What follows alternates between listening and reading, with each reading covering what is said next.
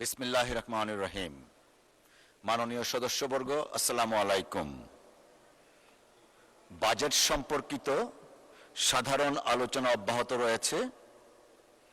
এ পর্যায়ে আলোচনায় অংশগ্রহণ করবেন নোয়াখালী 1 আসন থেকে নির্বাচিত মাননীয় সদস্য জনাব এ এম মাহবুব উদ্দিন।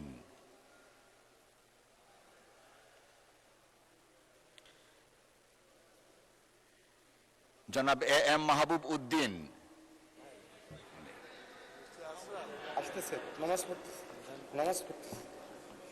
মাননীয় চিফ হুইপ কিছু বলতে চান? তো এই মুহূর্তে উনি উপস্থিত নেই, আর পরে দিয়ে না সেকেন্ড ম্যান অথবা থার্ড ম্যানকে দেন।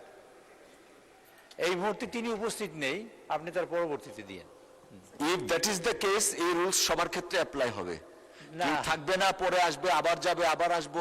আবার যাবে, আবার যদি only exception না, মাননীয় chief whip, let us make it clear, I am being instructed by the honorable speaker not to extend time, not to go backward. time ঠিক আছে, so আপনি রুলস করলে সবার জন্যই করেন, আর না হলে নাই।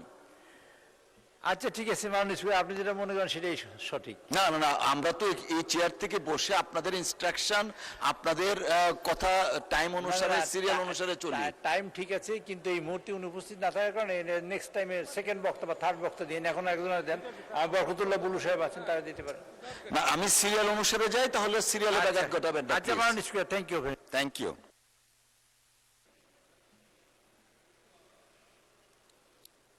জনাব মোহাম্মদ আবুল খায়ের ভুইয়া। জনাব মোহাম্মদ বরকতুল্লাহ বুলু। জনাব মোহাম্মদ বরকতুল্লাহ বুলু, আপনার সময় 10 মিনিট। ধন্যবাদ আপনাকে। বিসমিল্লাহির রহমানির রহিম। মাননীয় স্পিকার, আপনাকে ধন্যবাদ আমাকে সময় দেওয়ার জন্য। আমি আপনার দৃষ্টি আকর্ষণ করছি মাননীয় স্পিকার, আমি এই সংসদে রাষ্ট্রপতির ভাষণে বক্তব্য রাখি নাই এবং এই বাজেট এই কোনো কোশ্চেন কিছু করি নাই। একদিন মাননীয় বিরোধী দলের নেতার একটি নোটিশের উপর আমি একটু বক্তব্য রেখেছিলাম 7 মিনিট। অতএব আপনি আমাকে একটু কনসিডার করবেন, যেহেতু আমি বক্তব্য রাখিনি। আপনি আমার অত্যন্ত কাছের মানুষ, আপনাকে আমি ভালো জানি। মাননীয় সদস্য, আমি একটু ক্লিয়ার করি। আমি প্রথম দিনই বলেছি, I am instructed and advised by the honorable speaker. This morning honorable speaker instructed me not to extend time. Please excuse me. যে কথাটা বলছেন এতে আমার 30 সেকেন্ড সময় চলে গেছে, আপনি 30 সেকেন্ড অ্যাড করে দেবেন। মাননীয় স্পিকার, আজকের আমি এখানে দাঁড়িয়েছি 2026-2027 সালের বাজেট। মাননীয় প্রধানমন্ত্রী এবং মাননীয় অর্থমন্ত্রী যে বাজেট দিয়েছেন, এই বাজেটটি জনবান্ধব, ব্যবসা বান্ধব এবং গণমুখী। আমি এই বাজেটকে অভিনন্দন জানাই। আমি বাজেটের উপর বিশেষ বক্তব্য রাখবো না, কারণ আমি এই ব্যাপারে বিশেষ অভিজ্ঞ ব্যক্তি নই। আমি দু একটি কথা বলতে চাই মাননীয় স্পিকার। আমার এলাকা নোয়াখালী 3 বেগমগঞ্জ। বাংলাদেশের সবচেয়ে ধনী জেলা হচ্ছে নোয়াখালী এবং বাংলাদেশের সবচেয়ে ধনী উপজেলা হচ্ছে বেগমগঞ্জ, বৃহত্তর বেগমগঞ্জ। আমি সেখানকার প্রতিনিধিত্ব করি। অতএব মাননীয় অর্থমন্ত্রী, আমরা বাংলাদেশের রেভিনিউতে, জিডিপিতে নোয়াখালী এবং বেগমগঞ্জের মানুষ যে অবদান রাখে, সেই হিসাবে আপনি আপনার বাজেটটি আমাদের জন্য দেবেন, এটাই হলো আমার অবদান। আজকে মাননীয় স্পিকার, এখানে আমাদের বিরোধী দলের নেতা, যিনি সংসদে বিরোধী দলের নেতা, ওনাকে দেখতে অত্যন্ত শ্বেত শুভ্র একটি আত্মশুদ্ধ মানব বলে আমি বিশ্বাস করি। তো উনি সংসদে সবার কাছে একটা আবেদন রেখেছেন জাতির ঐক্যের জন্য। আবার উনি কিছুদিন আগে একটি জনসভায় দাঁড়িয়ে বললেন, অতি আসন্ন, অতি শীঘ্রই বাংলাদেশে আরেকটি বিপ্লব সংঘটিত হবে। আমি ওনার এই কথার সাথে একমত হতে পারি নাই। 4 মাসের একটি সরকার, এখানে সবার ঐক্যমতের ভিত্তিতে জুলাই বিপ্লবের মধ্য দিয়ে সরকার এসেছেন, জুলাইয়ের গণঅভ্যুত্থানের মধ্য দিয়ে, এবং উনি এই কথাটি বললেন। আমি অত্যন্ত ব্যথিত হয়েছে, কারণ উনি ওনার মতন একজন সজ্জন দেশপ্রেমিক ব্যক্তি 4 বছরের সরকারকে বিপ্লবের মাধ্যমে 4 মাসের সরকারের বিপ্লব কি বিপ্লব হবে আল্লাহ জানে, এক আল্লাহ ছাড়া বলতে পারবো না। এখানে আমি আরেকটি কথা বলতে চাই, মাননীয় স্পিকার, আমরা যে এলাকার সমস্ত মানুষ আমাদেরকে বলে, সেখানে একটি নির্বাচনের সময় একটি স্লোগান ছিল, আসিয়া যদি বেহেশতে যেতে পারে ফেরাউনের স্ত্রী, তাহলে আপনারা কেন যেতে পারবেন না? আমাদের মা বোনদের যে ঈমান আকীদা নষ্ট হয়েছে, আমরা সবাই ফেরাউন হয়ে গেলাম, আর আমাদের স্ত্রীরা মা বোনরা সবাই আসিয়া হয়ে গেল। এই যে আসিয়ার কি কারণে বেহেশতে যাবে, এটা আল্লাহ নিজে খোদ কোরআনে বলে দিয়েছেন। আর সব টাকা দিয়ে 10,000 টাকা, বিভিন্ন টাকা চাল দিয়ে এই আসিয়াদের চরিত্র যেভাবে হরণ হয়েছে, আমি আপনাকে বলতে চাই, মাননীয় বিরোধী দলের নেতার কাছে আমার একটা আবেদন থাকবে, আপনি একটি দোয়া দিবস জাতির সামনে আপনি পেশ করবেন, আপনি দোয়া করবেন এই সংসদে, যেন আমাদের সবার ঈমান আকীদা ফেরত আসে। এই যে আমরা সবাইকে আসিয়া বানিয়ে ফেললাম, আর আমরা সবাই ফেরাউন হয়ে গেলাম, এই ফেরাউন থেকে আমরা যেন ফেরত আসি, আর আমাদের মা বোনরা যেন আসিয়ার থেকে ফেরত আসে। মাননীয় স্পিকার, আমি এখানে আরো অনেক কথা আসে, 1947 সালের কথা আসে। আমি 1946 সালে এই উপমহাদেশে ডাইরেক্ট অ্যাকশন ডে হয়েছিল হিন্দু মুসলিম দাঙ্গার সময়। সেই সময় মতুয়া সম্প্রদায়ের নেতৃত্ব ডক্টর যোগেন্দ্রনাথ, এই শিডিউল কাস্টের নেতারা সেদিন মুসলিম লীগের সাথে ঐক্যবদ্ধ হয়ে পাকিস্তানের পক্ষে তারা ভোট দিয়েছিলেন, এবং সে কারণে এই পূর্ব বাংলার 5টি জেলা সেদিন পাকিস্তান হয়েছিল, পূর্ব পাকিস্তান হয়েছিল। এবং সেদিন এই মুসলিম লীগের নেতা হোসেন সৈয়দ সোহরাওয়ার্দী এবং মুসলিম লীগের আপনার হিন্দু উচ্চ বর্ণের হিন্দুরা ডক্টর আম্বেদকরকে বোম্বেতে ভোট দেননি, উনি পরাজিত হয়েছিলেন। তারপর উনি যশোর এবং খুলনা একটি আসনে হোসেন সৈয়দ সোহরাওয়ার্দী এবং ডক্টর যোগেন্দ্রনাথের সহায়তায় উনি এখান থেকে নির্বাচিত হয়েছিলেন। 47 সালের পরে এটা পাকিস্তান হওয়ার পরে ওনার আবার গণপরিষদ সদস্য বাতিল হয়ে যায়। আমি এই কথাটি এই জন্য বলছি, সেদিন উচ্চ বর্ণের হিন্দুদের বিরুদ্ধে এই ডক্টর যোগেন্দ্রনাথ, তার একটি সংগ্রাম ছিল, মুসলিম লীগেরও একটি সংগ্রাম ছিল। তারা এই দেশের মানুষের মুক্তির জন্য একসাথে কাজ করেছেন, পাকিস্তানের সপক্ষে এই পূর্ব বাংলাকে আলাদা একটি রাষ্ট্র রাখার জন্য তারা চেষ্টা করেছিলেন, সেটা ব্যর্থ হয়েছেন। তা আমি এখানে এই কথাটি এই জন্য বলছি যে এবারকার আমি আমাদের দেশের হিন্দু ভাইদেরকে আমি ধন্যবাদ দিতে চাই।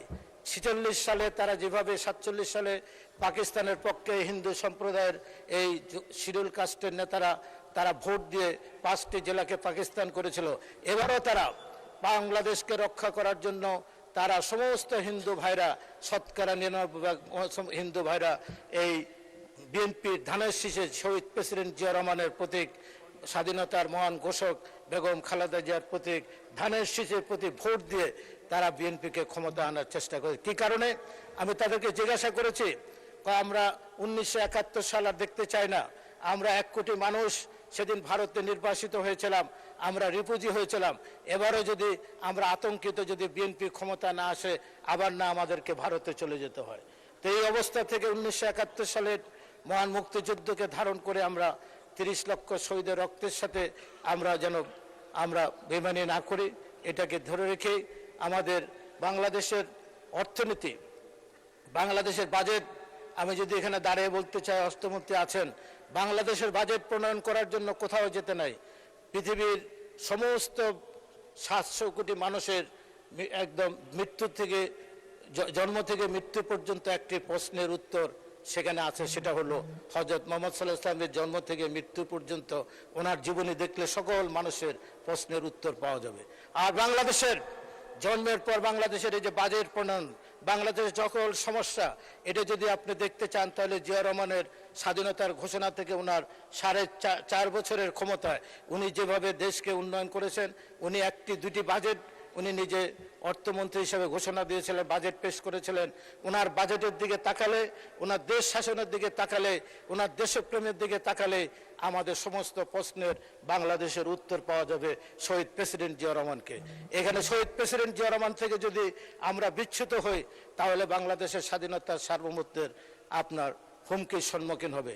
আমি মাননীয় স্পিকার আপনার মাধ্যমে অর্থমন্ত্রীর কাছে দাবি রাখতে চাই, আজকে ইরান পৃথিবীতে একটি মডেল হয়েছে, উত্তর কোরিয়া মডেল হয়েছে। কি কারণে? তারা যদি সামরিক খাতে এই উন্নতি না করতে পারতো তাহলে আজকে ইরানের মানচিত্র থাকতো না। আমি আজকে এই হাউজে আপনার মাধ্যমে সবার কাছে 300 সংসদ সদস্য সবার কাছে আবেদন রাখবো, বাংলাদেশের সামরিক খাতে 42,000 কোটি টাকা নয়, 1 লক্ষ কোটি টাকা বাংলাদেশের সামরিক খাতে বাজেট করা উচিত। বাংলাদেশ কারো বিরুদ্ধে যুদ্ধ করবে না, কিন্তু মানে আপনার আত্মরক্ষার জন্য আমাদের প্রস্তুতি থাকা প্রয়োজন। এই খাতে যদি ইরান যদি এই প্রস্তুতি না রাখতো তাহলে ইরানের মানচিত্র থেকে ইরান বসে যেত। তাই আমি আমার বক্তব্যে আরেকটু কিছু বলতে চাই, আমার এলাকার দিকে যাই। এবার আমি আরেকটি কথা বলতে চাই, গাজীপুর এবং সাভার হচ্ছে নারী শ্রমিকদের আবাসস্থল এবং কর্মস্থল। এখানে একটি অত্যাধুনিক নারী শ্রমিক হাসপাতাল করার জন্য আমি সরকারের কাছে আবেদন রাখছি। আজকে আমি আমার এলাকার কথা কিছু বলতে চাই। মাননীয় স্পিকার, আমি আগেই বলেছি, আমার বেগম খালেদা জিয়া ক্ষমতায় থাকার সময় আমার চমনি এসএ কলেজটি বন্ধ হয়ে গেছিল। প্রায় 40 একরের উপরে কলেজটি নির্মিত। এই কলেজের উনি 13টি বিভাগে সেদিন অনার্স কোর্স চালু করেছিলেন, 105 জন শিক্ষক নিয়োগ দেওয়ার ব্যবস্থা করেছিলেন। আমি আপনার মাধ্যমে শিক্ষামন্ত্রী এখানে নাই আছেন, বলল যে ন্যূনতম 6টি মাস্টার্স কোর্স এই কলেজে চালু করার জন্য দাবি জানাচ্ছি। আমার এখানে একটি শহীদ প্রেসিডেন্ট জিয়া রহমান, একটু 1 মিনিট বাড়াই দেবেন স্পিকার, 1 মিনিট। একটি ভোকেশনাল ডিপ্লোমা ইনস্টিটিউট করেছিলেন, আমি সেটাকে 91 সালে ডিপ্লোমা করেছিলাম, 2001 সালে এটাকে বিএসসি ইঞ্জিনিয়ারিং কলেজে রূপান্তর করেছি। শহীদ প্রেসিডেন্ট জিয়া রহমান 30 বিঘার উপর একটি ATI, একটি এগ্রিকালচার ট্রেনিং ইনস্টিটিউট করে গেছেন। সেখানে ধন্যবাদ মাননীয় সদস্য। মাননীয় স্পিকার মহোদয় বলে গেছেন, টাইম চাহিয়া লজ্জা দিবেন না। আলোচনায় অংশগ্রহণ করবেন বরিশাল 3 আসনের নির্বাচিত সদস্য জনাব জয়নুল আবিদিন। জনাব জয়নুল আবিদিন, আপনার সময় 8 মিনিট। ধন্যবাদ। ধন্যবাদ মাননীয় স্পিকার। বাজেট সম্পর্কে আমার খুব ভালো ধারণা নাই। একটা জিনিস আমি খুব ভালো পারি, আপনি যেটা ভালো জানেন, যে মাইলর বলতে খুব ভালো পারি। তারপরেও যেহেতু 2026-27 সনের বাজেট নিয়ে আলোচনা চলছে, আলোচনা হচ্ছে, এই সম্পর্কে 2-1টি কথা বলতে চাই। আমার ডান পাশের বন্ধুদের বক্তব্য শুনেছি, আমার পাশের বক্তব্য, সকলের বক্তব্য শুনেছি, এবং প্রত্যেকে তাদের নিজ নিজ অবস্থান থেকে তাদের যুক্তি উপস্থাপন করেছেন। কেউ বলেছেন 9,38,000 কোটি টাকার বাজেট, এটা খুব বড় বাজেট হয়ে গেছে, এটা বাস্তবায়ন সম্ভব নয়।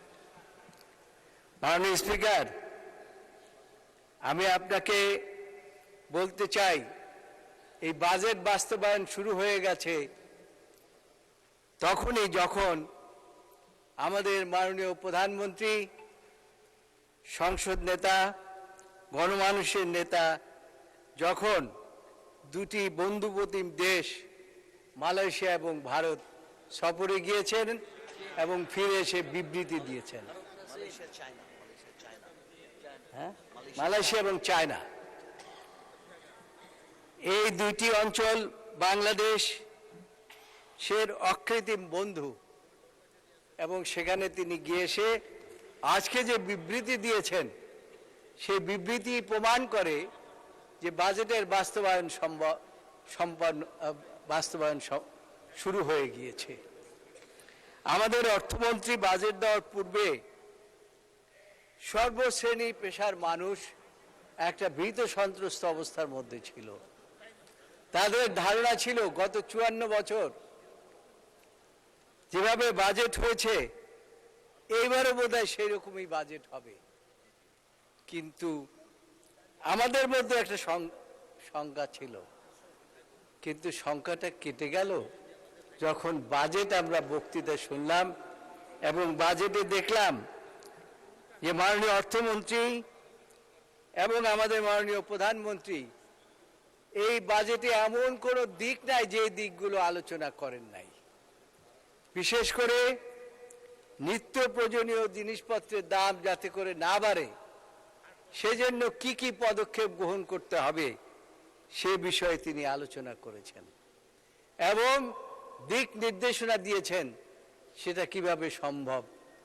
আমরা চিন্তাও করি নাই যে 61টা পণ্য নিত্য প্রয়োজনীয় দ্রব্য তার মূল্য কিভাবে কমাতে হবে সেটাও তিনি তার বাজেট বক্তৃতায় আলাপ আলোচনা করেছেন এবং নির্দেশনা দিয়েছেন। সেজন্য তাকে আমি আন্তরিকভাবে অভিনন্দন এবং ধন্যবাদ জানাচ্ছি। মাননীয় স্পিকার, সময় তো খুব বেশি নাই, তবে দু চারটি কথা বলতে হয়। সেটা হচ্ছে যে এই বাজেটে শিক্ষা হচ্ছে একটা জাতির মূল শক্তি। যে জাতি শিক্ষিত নয় সে জাতি কোনো উন্নতি করতে পারে না।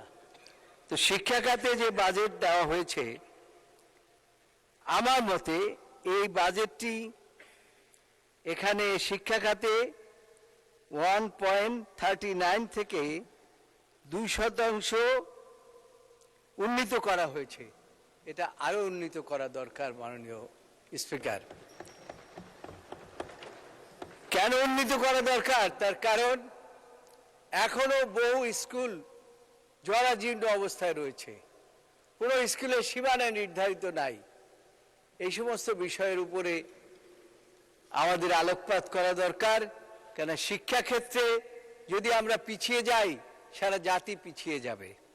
তৃতীয় হচ্ছে, আমরা অনেকেই বলি স্বাস্থ্যই সুখের মূল। এটা আমাদের শহীদ রাষ্ট্রপতি জিয়াউর রহমানও চিন্তা করে প্রতিটি উপজেলায় 31 শয্যা বিশিষ্ট স্বাস্থ্যকেন্দ্র করেছিলেন। সেটাকে আমাদের সাবেক প্রধানমন্ত্রী মরহুম বেগম খালেদা জিয়া 51 সিটের হসপিটাল করেছিলেন। সেটাকে এবারে 100 শয্যায় উন্নীত করার জন্য এই বাজেট বক্তৃতার মধ্যে রয়েছে। সেজন্য আমি সরকারকে ধন্যবাদ জানাই এবং এই বাজেটে যিনি বরাদ্দ দিয়েছেন আমাদের অর্থমন্ত্রী, তাকেও আন্তরিক ধন্যবাদ জানাই। তবে এইখানেও কিছু বাড়াবার দরকার রয়েছে এই বাজেটের মধ্যে। আর আপনি তো জানেন যে আমরা একই অঞ্চলের অবস্থান করছি। বিচার বিভাগ সকলেই বলেন বক্তৃতার মাধ্যমে আমরা সুশাসন চাই, ভালো বিচার চাই। পেটে তো ভাত দিলে তারপরে তো পিঠে লাথি দেবেন, ভাত দেবেন না লাথি মারবেন, এটা তো হয় না। 20 কোটি লোকের দেশ, দেশের সর্বোচ্চ আদালতে মাত্র 70 জন বিচারপতি কাজ করছেন। এর আগে আরো কম ছিল, কিন্তু সেখানেও আপনার বাজেট আমাদের বাড়ানো হয় নাই। আইনজীবীরা সবচাইতে বেশি রেভিনিউ দিয়ে থাকে আমি বলি, তার কারণ মামলা ফাইল থেকে আরম্ভ করে শেষ পর্যন্ত প্রত্যেকটি জায়গায় কোর্ট ফি দিতে হয় মাননীয় স্পিকার, এটা আপনি ভালো করে জানেন। কিন্তু এই বিচার বিভাগের সম্বন্ধে কোনো বাজেট এখানে দেওয়া হয় নাই। আমি মাননীয় অর্থমন্ত্রীকে বিচার বিভাগের জন্য বাজেট দেওয়ার জন্য আমি অনুরোধ করছি এবং বাজেট বৃদ্ধি করার জন্য অনুরোধ করছি। মাননীয় স্পিকার, ওই বাংলাদেশে বলা হয় যে কোন জেলায় কোনো ট্রেন নাই, দুই বন্ধু ট্রেনে করে চিটাং যাবে। এখন এক বন্ধু আরেক বন্ধুরে বলতেছে, ও ভাই আইলাম তো লঞ্চে করে সিঁড়ি দিয়ে, এখন তো যে যায় আর আসে কোনো সিঁড়ি তো ফেলে না। এই অবস্থা হয়েছে আমাদের এলাকার, কিন্তু আমাদের এলাকায় কোনো ট্রেনের ব্যবস্থা নাই। আমরা ভেবেছিলাম পদ্মা সেতু হওয়ার পরে একটা ট্রেনের ব্যবস্থা হবে, ওই পর্যন্ত মোটামুটি গিয়েছে লাইন, কিন্তু এরপরে কোনো ট্রেনের ব্যবস্থা নাই। আমি মাননীয় অর্থমন্ত্রীকে বলবো যে আমাদের অঞ্চলে, বরিশাল অঞ্চলে এক ট্রেনের ব্যবস্থা করা হোক। আর বিশেষ করে বরিশাল বিভাগটা হচ্ছে 200 বছরের বেশি পুরানো বিভাগ। এই বিভাগে একটা আদালত আছে, আদালতের ভবনের বয়স হয়েছে 150 বছর। ধন্যবাদ মাননীয় সদস্য। আলোচনায় অংশগ্রহণ করবেন গোপালগঞ্জ 1 আসন থেকে নির্বাচিত মাননীয় সদস্য জনাব মোহাম্মদ সেলিমুজ্জামান মোল্লা। জনাব মোহাম্মদ সেলিমুজ্জামান মোল্লা, আপনার সময় 6 মিনিট। ধন্যবাদ। মাননীয় স্পিকার, আপনাকে ধন্যবাদ। মাননীয় স্পিকার, 2026-27 অর্থ বছরে বাজেট আলোচনায় আমাকে সুযোগ দেওয়ার জন্য আপনাকে ধন্যবাদ জানাই, কৃতজ্ঞতা জানাই। মাননীয় স্পিকার, আমি আমার বক্তব্যের শুরুতেই শ্রদ্ধাভরে স্মরণ করছি মহান স্বাধীনতার ঘোষক, বাংলার রাখাল রাজা, আমাদের এই বাংলাদেশের ইতিহাসের সবচেয়ে সফল অর্থমন্ত্রী হিসেবে আমি আখ্যা দিব আমাদের শ্রদ্ধেয় নেতা, আমাদের প্রতিষ্ঠাতা, প্রথম রাষ্ট্রপতি শহীদ রাষ্ট্রপতি জিয়াউর রহমানকে।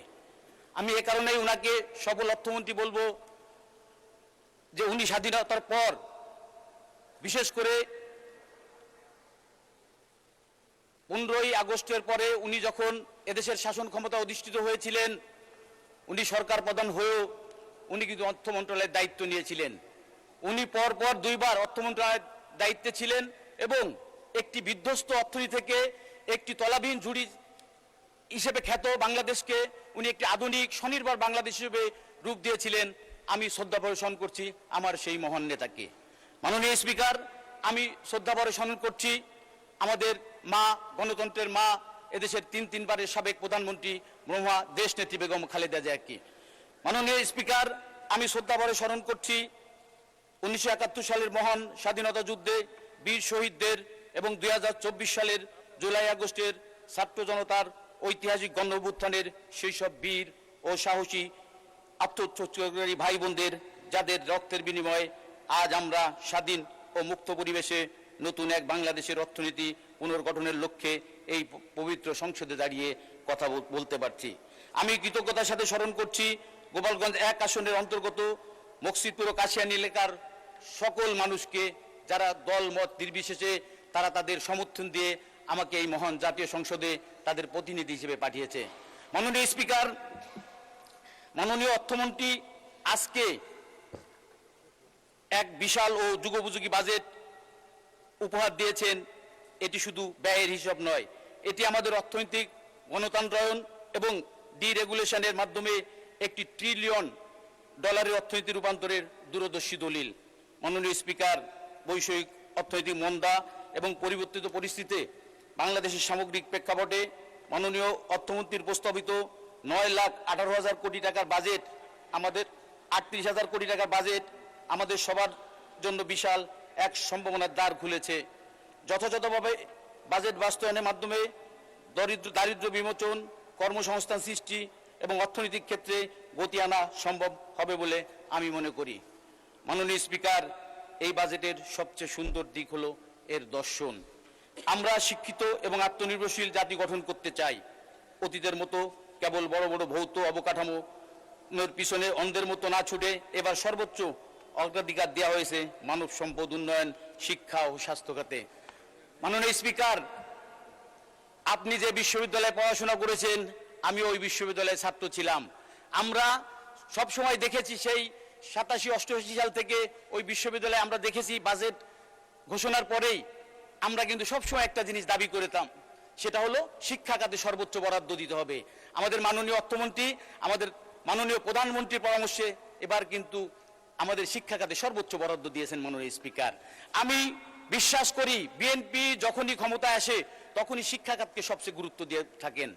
আমাদের নেতা শহীদ রাষ্ট্রপতি জিয়াউর রহমান, উনি যখন ক্ষমতায় এসেছিলেন উনি কিন্তু নিরক্ষর মুক্ত বাংলাদেশ গড়ার জন্য নৈশ স্কুল করেছিলেন। বয়স্ক লোকদেরকে শিক্ষা দেওয়ার জন্য উনি নিরক্ষর মুক্ত বাংলাদেশ গড়ার জন্য কিন্তু সবচেয়ে বেশি পরিশ্রম করেছিলেন মাননীয় স্পিকার। আমাদের প্রিয় নেত্রী দেশনেত্রী বেগম খালেদা জিয়া যখনই ক্ষমতায় এসেছেন 1991 সালে উনি কিন্তু সর্বপ্রথম গুরুত্ব দিয়েছিলেন বাধ্যতামূলক প্রাথমিক শিক্ষাকে উনি প্রাথমিক থেকে অবৈতনিক ঘোষণা করেছিলেন মাননীয় স্পিকার। মাননীয় স্পিকার, আমি এজন্যই বলতে চাই, আমাদের প্রিয় নেতা জনাব তারেক রহমান, আমাদের প্রিয় নেত্রীর সুযোগ্য উত্তরসূরি, উনিও কিন্তু এবার বাজেটে সর্বোচ্চ শিক্ষা খাতে বরাদ্দ দিয়েছেন মাননীয় স্পিকার। মাননীয় স্পিকার, আমি আমার এলাকার কথা একটু বলতে চাই। আমার এলাকা ঢাকার থেকে আমার এলাকায় যেতে 1 ঘন্টা সময় লাগে। আমার এলাকার দূরত্ব ঢাকার থেকে 80 কিলোমিটার।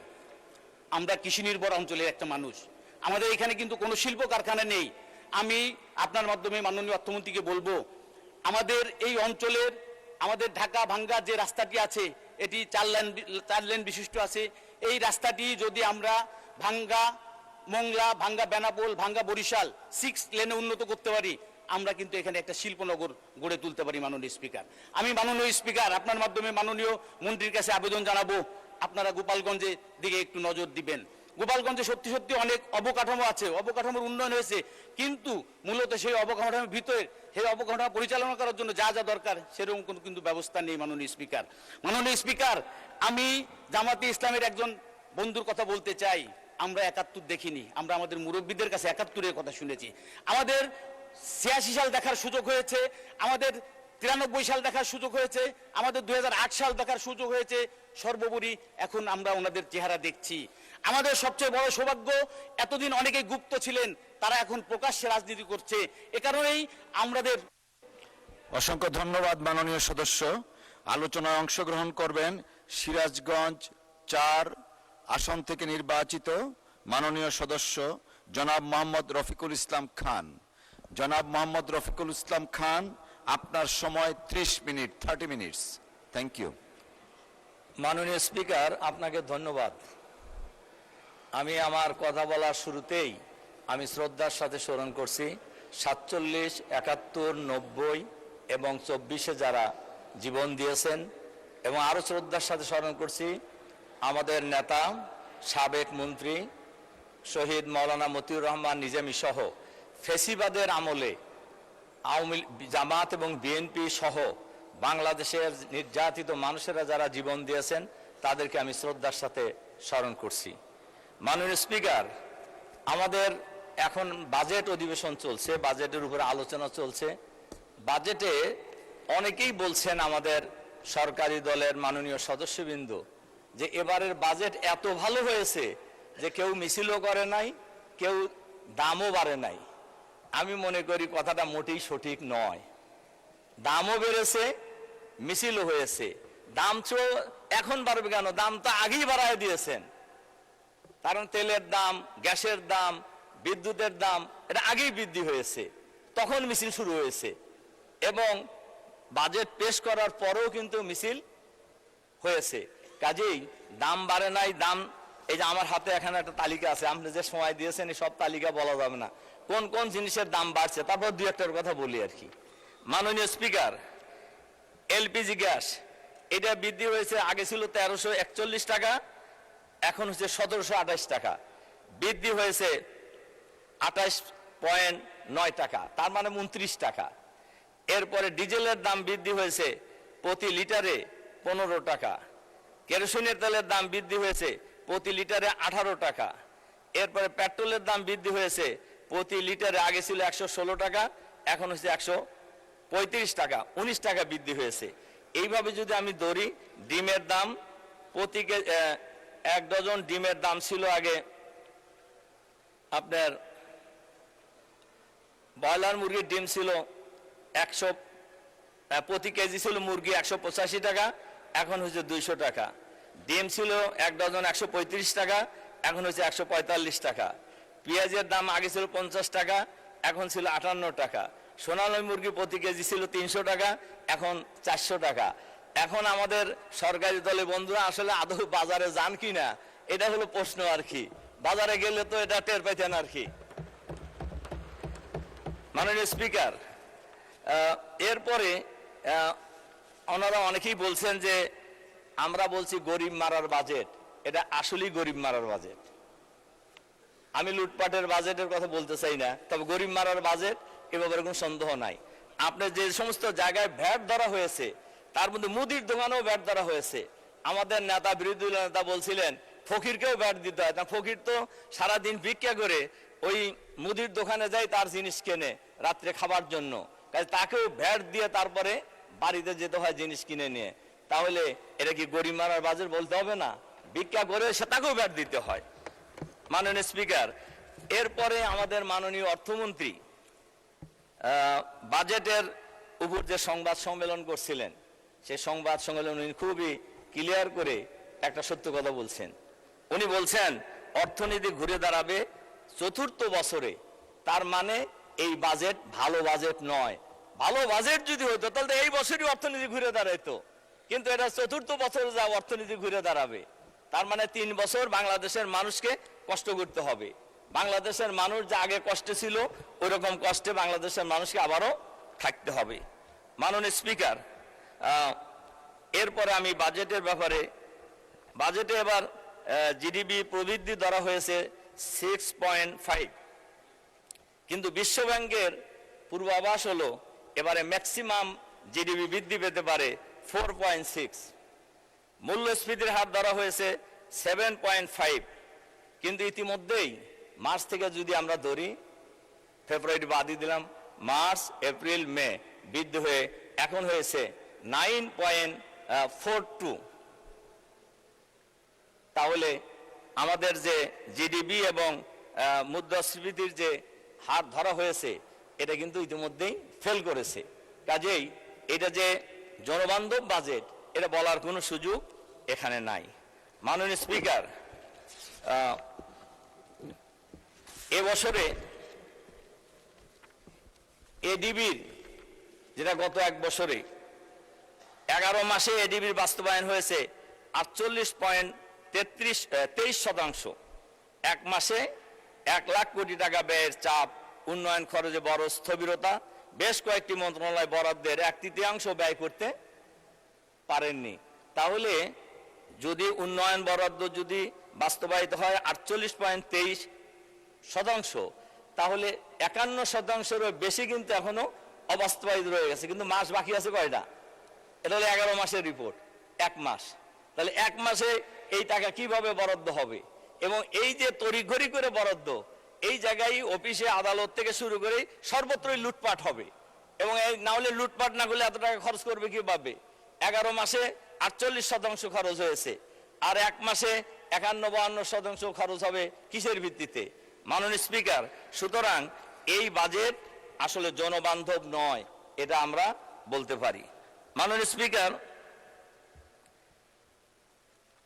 বাংলাদেশের বর্তমানে যে অবস্থা, আমাদের মাননীয় অর্থমন্ত্রী বাজেট পেশ করেছেন, কিন্তু বাংলাদেশের মানুষের উপর যে হিউজ পরিমাণ ঋণ রয়েছে এই ব্যাপারে কিন্তু কোনো কথা উনি বলেন নাই। শুধুমাত্র কেন্দ্রীয় ব্যাংকের তথ্য মতে মোট খেলাপি ঋণের পরিমাণ দাঁড়িয়েছে 5,88,704 কোটি টাকা, যা মোট ঋণের 32%, 26% টাকা।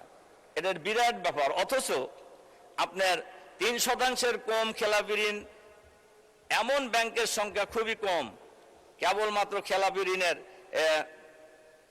কারণে ব্যাংকগুলো ঝুঁকির মাত্রা বেড়েছে। 3% কম হইলেই বিদেশিরা এটাকে ঝুঁকিপূর্ণ মনে করে, আর এখানে আমাদের এখন 32.26% আসলে ঋণের মোট ঘাটতি কিন্তু রয়েছে, সমান খেলাপি ঋণ রয়েছে, যেটা 2009 সালের জানুয়ারিতে আওয়ামী লীগ যখন ক্ষমতায় আসে, এর আগে আমাদের 4 দলীয় জোট সরকারের পরে ব্যাংকের খেলাপি ঋণের পরিমাণ ছিল মাত্র 22,000 কোটি টাকা, 22,481 কোটি টাকা। কিন্তু এখন ব্যাংকের খেলাপি ঋণের পরিমাণ দাঁড়িয়েছে 5,88,704 কোটি টাকা। তাহলে দেখা যাচ্ছে এই টাইমে খেলাপি ঋণের পরিমাণ কিন্তু ব্যাপকভাবে বৃদ্ধি হয়েছে। কিন্তু এই ব্যাপারে বাজেটের কিন্তু এই খেলাপি ঋণের ব্যাপারে আসলে তেমন কোনো তথ্য আমরা পাইনি। মাননীয় স্পিকার,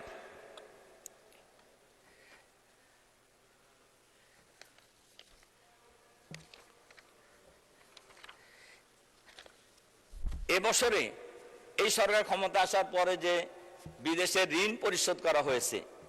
ঋণের টাকা দিয়ে ঋণ পরিশোধ, এটা একটা নতুন মাত্রা যুক্ত হয়েছে, যেটা আগামী কয়েক বছরের মধ্যে অনেক গুণ বৃদ্ধি পাবে। প্রায় 4 লক্ষ কোটি টাকা ঋণ পরিশোধ করতে হবে, যেটা আমাদের মতো দেশে কোনোভাবেই সম্ভব নয়।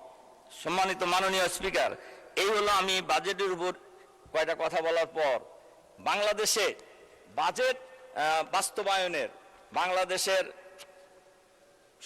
সমস্যার সমাধানের ক্ষেত্রে সবচাইতে বড় বাধা হয়ে দাঁড়িয়েছে এখন আইন শৃঙ্খলা পরিস্থিতি। আইন শৃঙ্খলা পরিস্থিতি গত 3 মাসের রিপোর্টে 100 দিনে খুন হয়েছে 605 জন, অপহরণ হয়েছে 196 জন। এটা হলো টিআইবির রিপোর্ট, এবং সেই রিপোর্টে বলা হয়েছে যে খুন যে হয়েছে 605 জন, এর মধ্যে সরকার দলের লোক খুন হয়েছে 288 জন। তাহলে সরকার দলের লোক খুন করলো কারা আর খুন হইল কারা? তাহলে দেখা যাচ্ছে যা হত্যাকাণ্ড হয়েছে, খুনের ঘটনা বাংলাদেশে যা ঘটেছে, এর প্রায় অর্ধেক মানুষ কিন্তু সরকার দলীয় হয়েছে। এর অর্থ হলো নিজের দলের লোকদেরকে নিজেরাই মেরেছে। এটাই যদি হয়, তাহলে যে সরকারের কাছে নিজের দলের লোকের জীবনের নিরাপত্তা নাই, সেই সরকারের কাছে বাংলাদেশের সাধারণ মানুষের জীবনের কি নিরাপত্তা আশা করা যেতে পারে? মাননীয় স্পিকার, এবং ধর্ষণের শিকার হয়েছে, এই বিস্তারিত রিপোর্ট আমাদের কাছে আছে। আমাদের মাননীয় স্বরাষ্ট্রমন্ত্রী আলহামদুলিল্লাহ উনি সব দিক দিয়ে দক্ষ, উনি সব মন্ত্রণালয়ে কিন্তু প্রক্সি দেন, কিন্তু উনি আইন শৃঙ্খলা রক্ষা করার ক্ষেত্রে আমি মনে করি ব্যর্থ হয়েছে। তার কারণ উনি আইন শৃঙ্খলা রক্ষা করতে পারেন নাই। গত পরশুদিনও আপনার সব পত্রিকায় এসেছে, লক্ষ্মীপুরে মা এবং 3 জন মেয়ে, ঢাকা বিশ্ববিদ্যালয়ের একজন ছাত্রী সহ 3 বোন এবং মাকে নৃশংসভাবে হত্যা করা হয়েছে। ধর্ষণের ঘটনা প্রতিনিয়ত হয়ে যাচ্ছে, কিন্তু এগুলো কিন্তু আইন শৃঙ্খলা বাহিনী এটা কতটুকু এরা মানুষের জান মাল ইজ্জত আবরু নিরাপত্তা বিধান করতে পারছে, এটা কিন্তু আমরা আসলে কেউই বুঝতে পারছি না। মাননীয় স্পিকার, মাদকের ব্যাপারে এই এখনই একটা বিল দেখলাম যে আমাদের মাননীয় স্বরাষ্ট্রমন্ত্রী বিল আনছেন মাদকের বিরুদ্ধে, কিন্তু মাদক আজকে এই পার্লামেন্টের আমরা সবাই, সরকারি দল বিরোধী দল, আমরা কিন্তু সবাই ঐক্যমত পোষণ করেছি যে মাদক একটা ক্যান্সার। এই ক্যান্সারের মতো একটা জাতিকে ধ্বংস করে খাচ্ছে, কিন্তু মাদক বন্ধ হচ্ছে না। মাদক সেবী এবং মাদক সেবীর সংখ্যা এখন একটা রিপোর্ট অনুযায়ী 83 লাখ, এর সিংহভাগই হলো যুবক। কাজেই দেরিতে হলেও আমাদের মাননীয় স্বরাষ্ট্রমন্ত্রী মাদকের বিরুদ্ধে বিল আনছেন। আমরা আশা করব এই বিল বাস্তবায়নের মধ্য দিয়ে, আইন পাশ করার মধ্য দিয়ে বাংলাদেশের মাঠে থেকে মাদক চিরতরে বিদায় নেবে ইনশাআল্লাহ। নেওয়া উচিত। এটা নিতে হলে মাদক সেবী চাইতো মাদক সরবরাহকারীদেরকে আগে চিহ্নিত করতে হবে, এবং মাদক যে দেশ থেকে আসছে এই আশাটা বন্ধ করতে হবে। এটাও কিন্তু স্বরাষ্ট্রমন্ত্রীর দায়িত্ব। তাহলে দেখা যাচ্ছে আইন শৃঙ্খলা পরিস্থিতির অবনতি হয়েছে মারাত্মকভাবে, দেশে কোনো আইন শৃঙ্খলা নাই, আবার মাদকের সয়লাভও হয়েছে, কিন্তু এটাও কিন্তু স্বরাষ্ট্রমন্ত্রীর সাথেই রিলেটেড। এজন্য এই আইন পাশ করার মধ্য দিয়ে আমরা আশা করব মাদক বাংলাদেশ থেকে চিরদিনের জন্য বিদায় নেবে, আমাদের দেশের যুবকরা মাদকের এই নেশা থেকে রেহাই পাবে ইনশাআল্লাহ।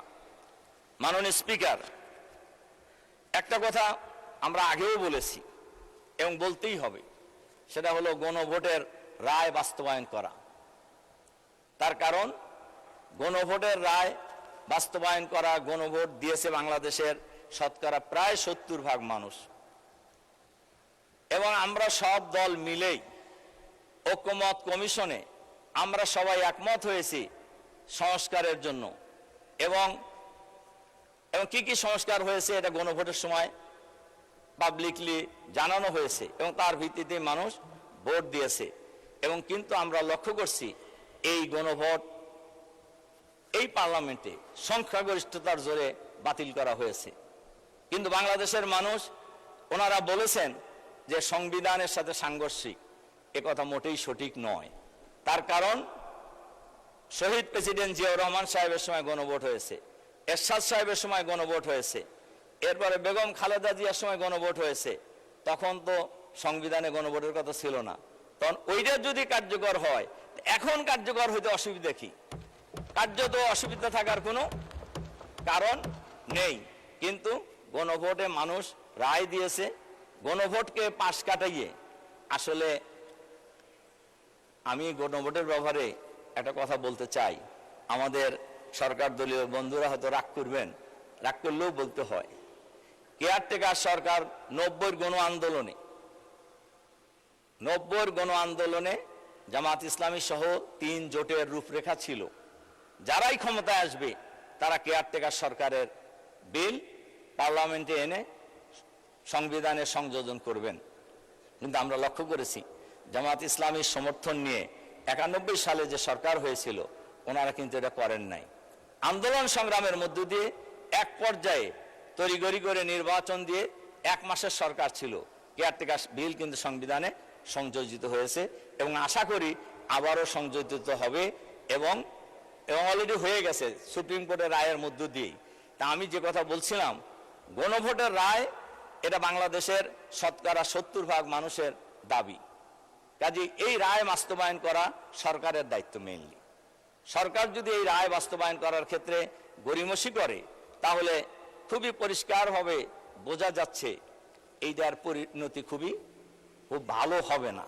তার কারণে দেশের জনগণ গণরায় দিয়েছে, গণভোটকে বিজয়ী করেছে এবং এই দেশের মানুষ গণভোট কার্যকর হোক এটা চায়। এবং আজকের এই মহান সংসদে আমি সরকারি দল, বিরোধী দল, আমি সবার উদ্দেশ্যে বলতে চাই, এই গণভোটের রায় যদি বাস্তবায়িত হয় কারোরই তো অসুবিধা হওয়ার কথা না। আমরা তো ঐক্যমত কমিশনে সবাই ঐক্যমত হয়েই আমরা ঐক্যমত পোষণ করেছি এবং তার ভিত্তিতেই জুলাই সনদ স্বাক্ষরিত হয়েছে। জুলাই অধ্যাদেশ যতদিন পর্যন্ত কার্যকর না হবে ততদিন পর্যন্ত এ ব্যাপারে জনগণের মধ্যে একটা দ্বিধা বিভক্তি থেকেই যাবে। এজন্য আমি সরকারের কাছে অনুরোধ জানাবো অবিলম্বে এই গণভোটের রায় কার্যকর করা হোক। মাননীয় স্পিকার,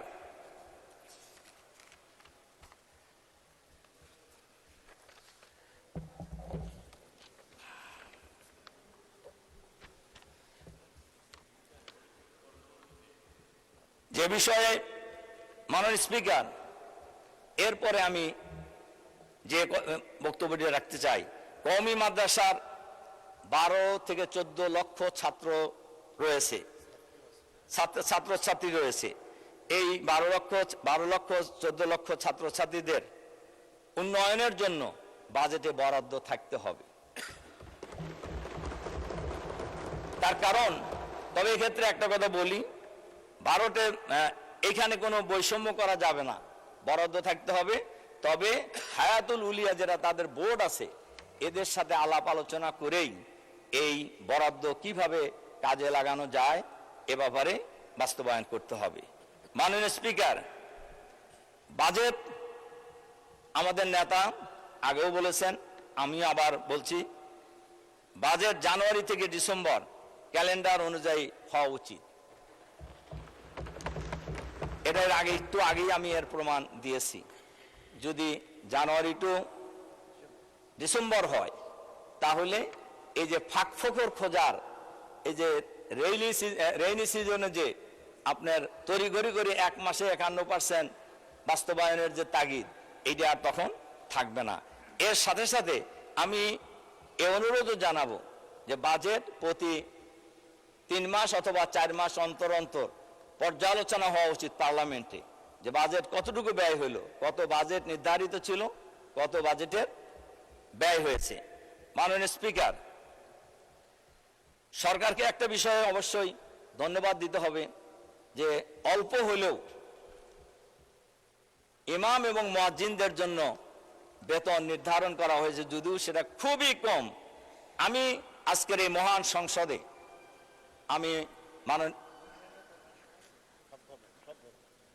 শুধুমাত্র ইমাম মুয়াজ্জিন নয়, অন্যান্য ধর্মেরও যে উপাসনালয় আছে সেই সমস্ত জায়গায় যারা দায়িত্ব পালন করছেন, পুরোহিত বা পাদ্রী যারা দায়িত্ব পালন করছেন, এবং সারা দেশেই যার যার অবস্থান অনুযায়ী আমি বেতন নির্ধারণ করার জন্য আমি এই মহান পার্লামেন্টে দাবি জানাচ্ছি। মাননীয় স্পিকার, আমাদের দেশের বেশিরভাগ মানুষ যারা ইসলাম জানে, চর্চা করার চেষ্টা করে, এরা কিন্তু ছোটবেলায় ফোরকানিয়া মাদ্রাসা, ইবতেদায়ী মাদ্রাসা থেকেই তাদের এই যাত্রাটা শুরু হয়। কাজেই কিন্তু এই ইবতেদায়ী মাদ্রাসার ছাত্র এবং শিক্ষকরা খুবই অবহেলিত।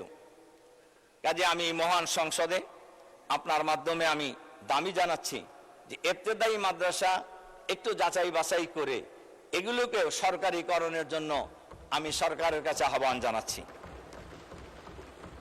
মাননীয় স্পিকার, জুলাই শহীদদের সাথে গত 16 বছরে জুলাই শহীদদের জন্য একটি ভাতা নির্ধারণ করা হয়েছে, আমি এর জন্য সরকারকে মোবারকবাদ জানাই। কিন্তু জুলাই শহীদদের সাথে এই 16 বছরে বাংলাদেশে যত লোক শহীদ হয়েছে, পঙ্গু হয়েছে, গুম হয়েছে, অপহরণ হয়েছে, এদেরও একটি নির্ধারিত পরিমাণ ভাতা নির্ধারণ করে পুনর্বাসনের ব্যবস্থা করা হোক। মাননীয় স্পিকার, কারিগরি শিক্ষা ব্যবস্থাকে আরো সমুন্নত করার জন্য, শক্তিশালী করার জন্য আমি মহান সংসদে আমি দাবি উত্থাপন করছি। মাননীয় স্পিকার, স্বাস্থ্য মন্ত্রণালয় এবং শিক্ষা মন্ত্রণালয় থেকে শুরু করে জনপ্রশাসনে আপনারা এর আগেও শুনেছেন, এখন সর্বত্রই দলীয়করণের উৎসব চলছে।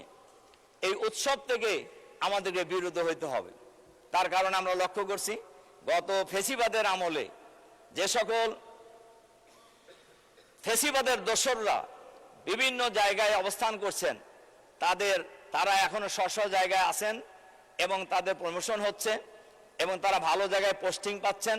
কিন্তু এই 16 বছরে যারা নির্যাতিত হয়েছেন, ওএসডি হয়েছিলেন, এদেরকে আবার ওএসডি করা হচ্ছে, এদেরকে আবার অপেক্ষাকৃত কম গুরুত্বপূর্ণ জায়গায় পোস্টিং দিয়ে তাদেরকে নির্যাতনের শিকার হতে হচ্ছে। কাজেই আমি আজকের এই মহান সংসদের মাধ্যমে আমি সরকারের কাছে আহ্বান জানাবো। আমাদের শিক্ষামন্ত্রী এর আগে ছিলেন, এখন অবশ্য উনি নাই, এরপরে আমাদের স্বাস্থ্যমন্ত্রীও নাই। আমি আপনার মাধ্যমে আমি তাদেরকে অবহিত করতে চাই, আজকে সর্বত্রই যে দলীয়করণের যে উৎসব চলছে, আমরা তো এর আগেও বলেছি, এমনি জেলা পরিষদ, পৌরসভা, সিটি কর্পোরেশন, বিশ্ববিদ্যালয় সমূহ দলীয় লোকদেরকে নিয়োগ দেওয়া হয়েছে। এখন আমরা লক্ষ্য করছি প্রশাসনেও সর্বত্রই দলীয়করণ উৎসব চলছে এবং একটা বিশেষ শ্রেণীকে অবমূল্যায়ন করে, আবারও আগেও তারা নির্যাতিত ছিল, এখনো তারা নির্যাতনের শিকার হচ্ছে। এর থেকে বেরিয়ে আসার জন্য আমি সরকারের কাছে আহ্বান জানাচ্ছি। মাননীয় স্পিকার, আমরা এর সাথে সাথে আরেকটা জিনিস আমরা লক্ষ্য করছি, শেখ হাসিনা দীর্ঘ 16 বছর, প্রায় 16 বছর ফ্যাসিবাদী শাসন চালিয়েছিল।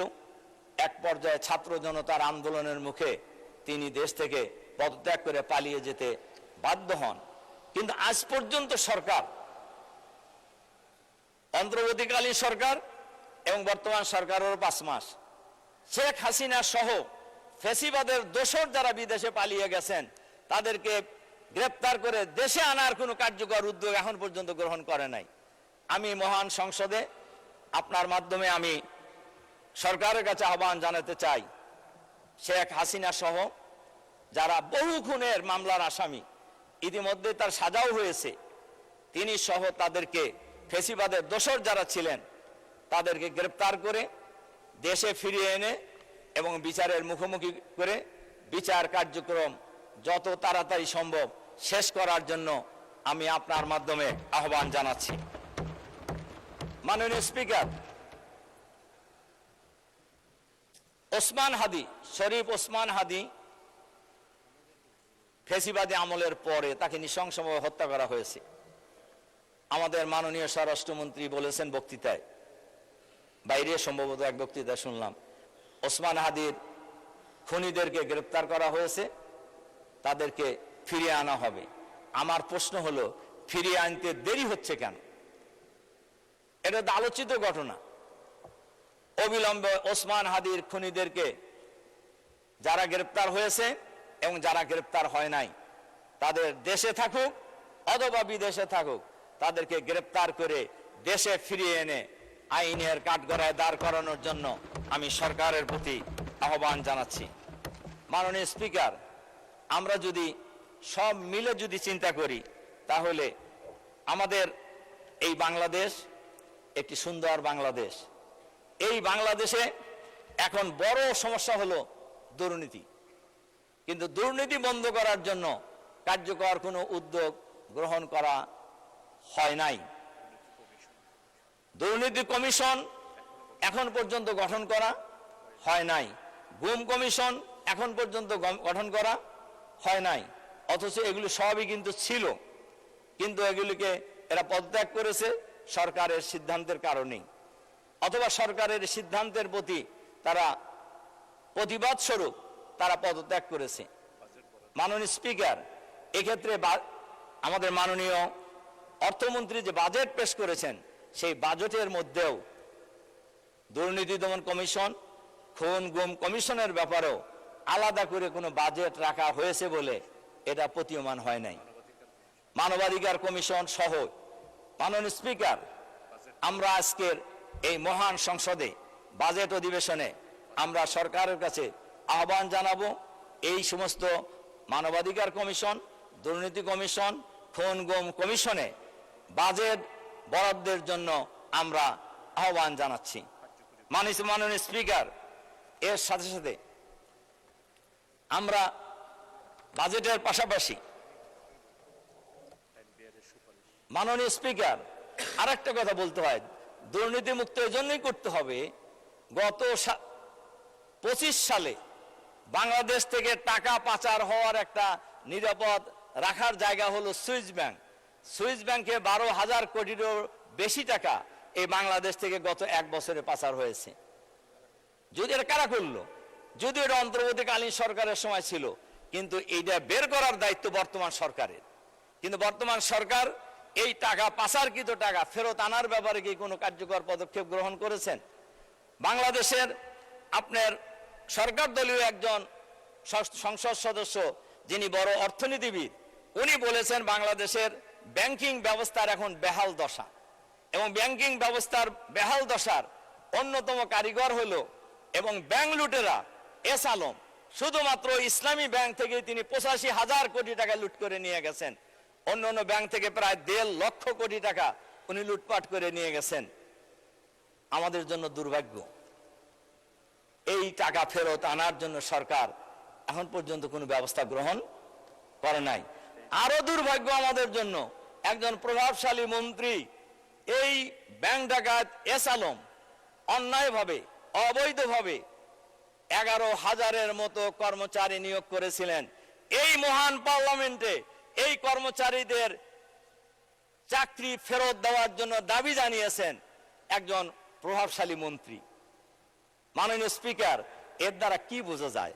এর দ্বারা এটাই বোঝা যায় যে এই ব্যাংক ডাকাতের সাথে ওই মন্ত্রীর কোনো না কোনো ভাবে যোগসূত্র থাকতে পারে, নইলে এই কর্মচারীদের আজ পর্যন্ত উনি ছাড়া আর কেউ এই চাকরি ফেরত দেওয়ার কথা বলে নাই। আমাদের নেতা, বিরোধী দলীয় নেতা এ ব্যাপারে কথা বলেছেন যে মিনিমাম নিয়মটুকু রক্ষা করে ওই চাকরি তাদেরকে দেওয়া হয় নাই। মাননীয় স্পিকার, কাজেই বর্তমান ব্যাংক কর্তৃপক্ষ তাদেরকে কিন্তু একটা সুযোগ দিয়েছিল যে আসা পরীক্ষা দেওয়ার জন্য, কিন্তু তারা সেই সুযোগ গ্রহণ করেন নাই। সুযোগ গ্রহণ তারা দুইটা কারণে করেন নাই। হয়তো একটা, তারা মনে করছেন গেলে পারে কোনো মিনিমাম পরীক্ষা হলেও তারা পাশ করতে পারবে না, অথবা মনে করছেন যে চাকরি তাদের হয়তো সরকার তাদেরকে আবার দেখে দিয়ে দেবে। আমি মনে করি কোনোটাই একটা দেশের জন্য, ব্যাংকিং ব্যবস্থার জন্য মোটেই ভালো নয়। মাননীয় স্পিকার, কাজেই এস আলম নয়, আরো যত ব্যাংক লুটেরা আছে, আরো যত দুর্নীতিবাজ আছে, এই যে প্রায় 30 লক্ষ কোটি টাকা বাংলাদেশ থেকে বিদেশে পাচার হয়েছে, এই পাচারকৃত টাকা ফেরত আনার জন্য সরকারকে বিশেষ ব্যবস্থা গ্রহণ করার জন্য আমি আহ্বান জানাচ্ছি। এটা সরকারেরই দায়িত্ব, বিরোধী দলও পারবে না, অন্য মানুষ তো পারার প্রশ্নই আসে না। কিন্তু আমরা কিন্তু লক্ষ্য করছি যে এই যে 30 লক্ষ কোটি টাকা ফেরত আনার ব্যাপারে সরকার কিন্তু তেমন কোনো কার্যকর ব্যবস্থা গ্রহণ করেন নাই।